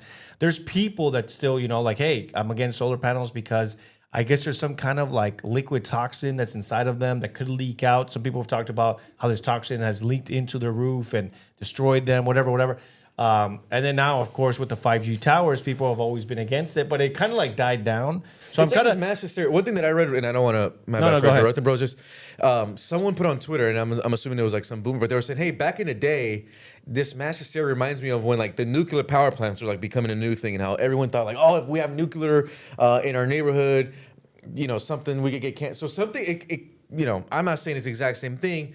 But kind of what you said with the 5G, it just seems with this one though, it's so much more politicized. Oh, for I sure. don't Yeah, think yeah, it's yeah. Getting politicized. I hit think at. it's just impossible to ignore the side effects of building these data centers because in Imperial, they're already seeing agriculture that strains their water supply. Right. Mm-hmm. So if you have agriculture straining your water supply, and on top of that, you're adding a huge data center that they're not being made responsible for how they use water, which is interesting because agriculture, which feeds all of us, has to abide by really strict water regulations. But when it comes to data centers, the governor just vetoes a bill to That's not make interesting, but anybody yeah. accountable, right? And I think the agriculture industry needs to be standing up against this more. I think agriculture is a lot more important, being able to feed your communities, especially with rising prices. But it's going to happen. So I don't think putting it off is a solution. I think understanding the effects that it's going to have on the environment. My concern is with the smaller cities, as they typically tend to have terrible infrastructure, or at least much more outdated. So the strain on them is going to be harsher, as well as the fact that, like you said, they're smaller, so they have less of a voice. So they might suffer, and nobody might hear them. So we have to face a reality of, yes, this is going to happen. How do we make these data centers give back to the communities that they're going to be taking from?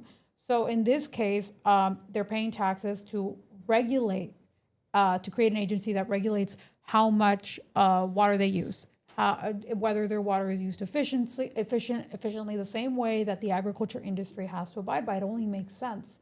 I don't think the data center should be funded by taxpayer dollars because these corporations are going to make billions for the in the near future.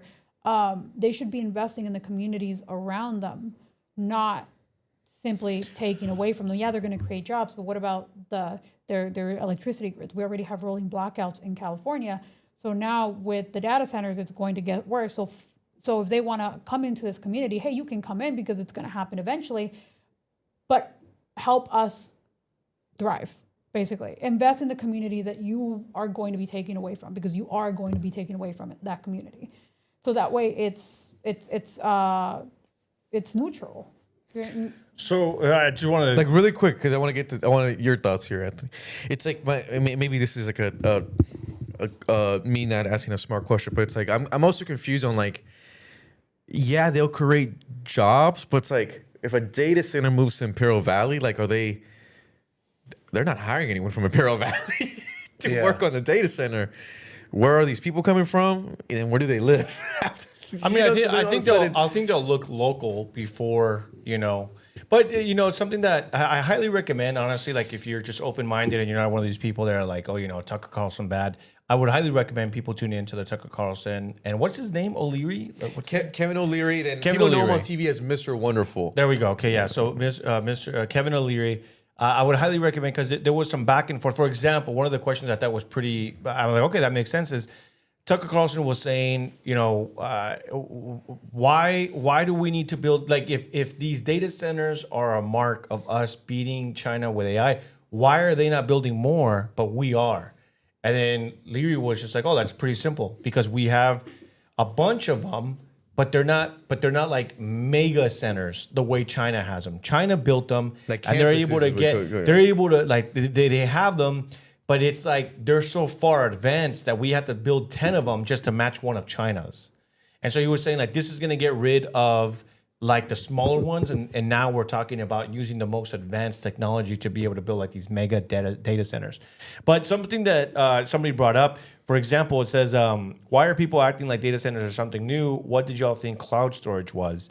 And I think it's not that people are like, uh-oh, data center bad. It's just when they're hearing of the resources that it's going to take. I mean, you're talking about the Utah data center, for example. Yeah, It this said that one's it's going to huge. occupy more electricity than the entire state takes in. That's crazy. And so, like, that's why it's different from like a small cloud service off in Texas or whatever. Right. And it's because the amount of resources that it's going to take, the water, the environmental aspect, the amount of cooling, the amount of data it pulls, the amount of power that it pulls. Like you said, I'm surprised environmentalists aren't going after the data centers harder. Because they use AI. I mean, I do think it's an interesting It's not that topic. data centers are not in news, but with AIs, there's now an explosion of them, and now these companies are literally racing to find the land, the space, the force them to approvals, figure out a more and, like, efficient the way. It's one that's also gonna like be- we're growing so fast. Like, so many people are using AI now. It's Imagine like using we've AI, I only could begun. never. We've only begun to really scratch the surface with AI, and already we're like desperate for, like, dude, we need more data centers.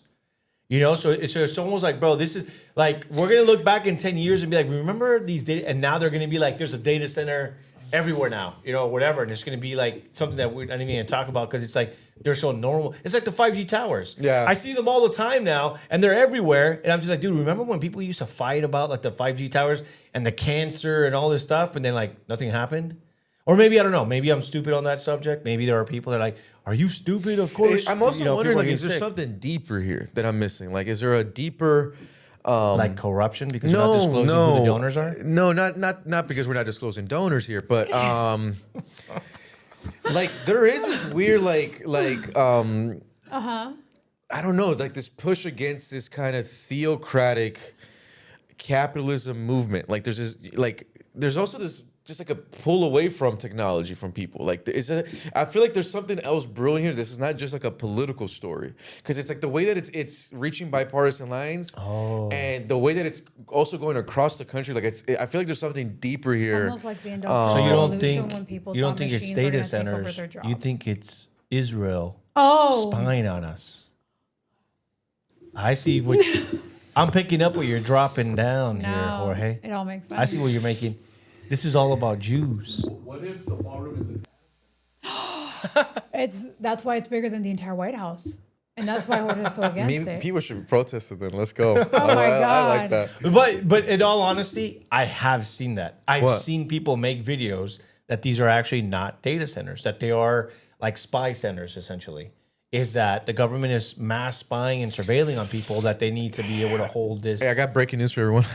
What do you got? The Who government, won? the government is already doing that. They don't need a data center to massive. Everywhere we step out, there's a flock camera, CCTV, this But thing but scares you me. know what is AI spying? Palantir, and we were talking about that earlier.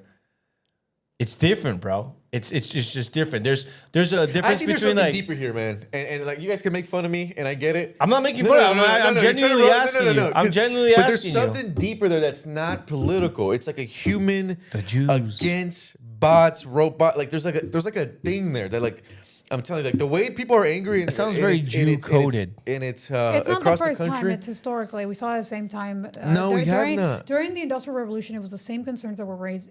Were you alive then? Yeah, it was pretty old. No, but I mean, like, there's something just happening here It's a that's concern special. that it's going to take your job. That's the biggest concern. It's a concern that in an economy Yes, where there we people go. where people are, especially right after COVID, this is all like dominoes. After COVID, people are having a hard time finding jobs. We saw, the work Losers. No, I'm kidding. I mean, some people are podcasting online for a living. It's crazy. Isn't that crazy? Yeah, not me. I mean, we're not doing it for a Could living. never We're do not- that. We're definitely not doing it. This is not a $30 living. bucks? That ain't paying much. We're doing podcasting for a hobby. For Take a off your living. shoes, Araceli. Guys, Get us some more. donate so I can buy new Crocs. Look at how dirty these are. Bro, that is crazy. Wait, but where was I going? No, I know. We're wrapping it up. So it's just coming. It's a perfect storm of bad events. Oh, I know what I was going to ask you. But do you think that this is like another like scare? It's kind of like, you know, TV is going to ruin the radio industry. Farmers having like... No, this is more closer to like if you might put your food in the microwave, it's gonna get radiation. No, I think Like, it's the same this is thing. that You think lane. it's the end of an industry, but really, sure, it might be the end of. And it wasn't the end of the radio. It just made it less popular. But there was another industry Medium. created. Yeah. There's needs elsewhere. So I think it's just normal whenever we're growing so fast for people to feel useless. But we just gotta find how to give them a purpose. I don't think it's the end of the world, but I can see why people are concerned, and it happens every time we get technology that replaces jobs. Right, exactly. That's what I'm saying. Every so often, you're going to have a little bit of industrial revolution, AI revolution. It's going to take away, but then eventually it'll add. You know, I don't know. Maybe the person that used to work at XYZ, now they work in AI. And they create 5 AI OnlyFans models, and that's their destiny. Why'd you have to go there? Because it's real. Because it's real. He's like, I'm tired of doing this podcast. I'm gonna make real money. Dude, no, seriously. No, I I can't know, I've believe seen there how are people much that they're literally are making. making AI only men. They got 5 women, bro. 5 different OnlyFans, and they're making bank, bro. Do you think that there's anything morally wrong? This is a whole different conversation, but do you think there's anything morally wrong with that? You're not exploiting anybody. All right, People- Dennis Prager. I'm just saying, people like Here we compare go. it to the If you get it, you get it, right? If you get it, you get it. I got it. Yeah, bro. Okay. Yeah, We should, yeah. we should- Okay, we should end Dennis Prager, podcast on yeah. Anyways. I'm just saying it's better to. What do you mean it's not morally wrong? You're creating porn. Is it better for them to exploit real life human beings? Yes.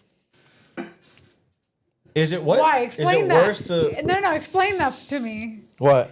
It's better for them to exploit real human beings? No, I'm just kidding. Taking real money away from real girls. Oh, Wait, aren't you libertarian? Aren't you for like legalized sex work? All right, guys. Yeah. We are going to wrap up this episode. It is I late, mean- 8:47. I want to say thank you guys for tuning in. Can't say I'm against we it. do have some changes coming up. We're going to be going live Tuesdays and Thursdays now. That's 2 times as much of the show beginning this week. So we will be back live Thursday. podcast. And we also have a new time. It's going to be 8 p.m. to 10 p.m. That way you can tuck in your children at 7:30 or lock them away in a room. Maybe, who knows? That way you can tune into the podcast, and especially if you are in the East Coast, for the people that like to sleep late. I know a couple of those people in Miami specifically that are late going sleepers. And you can tune in at 11 o'clock at night. Or if you are a night shift person. We love our nurses. We love our night night. shift. We have cops listening right now. We have nurses listening right Shout out to now. everyone with a graveyard We shift. have people that are donating to the ballroom watching right now, and it's going to be a good time. We're going to come up with a name for the podcast. If you still tuned in, Call it the ballroom, bro. Drop So it. The pissed. Ballroom Yeah, Podcast. the ball- Yeah. Ballroom. The Ballroom Podcast. Ballroom. If you guys have any suggestions for what we should call this podcast, but it's going to be all 3 of us. We're going to keep promoting it. And Touch we're going to do grass. it I big. still think Touch touch grass Grass is good. Podcast is terrible. Go outside and touch some grass, From here on out, you're not allowed to. Ni modo podcast. The Ni Modo Podcast. No All right. mames. I like Ladies the and No gentlemen, Mames podcast. thank you so much for No Mames Podcast. Yeah. But We'll see. I feel like that was I kinda don't know. taken All right, by- we'll see. Yeah. Thank you guys for tuning in. We love you guys long time, and we will see you guys on Thursday evening. God bless you guys. Peace. O la neta. Ooh.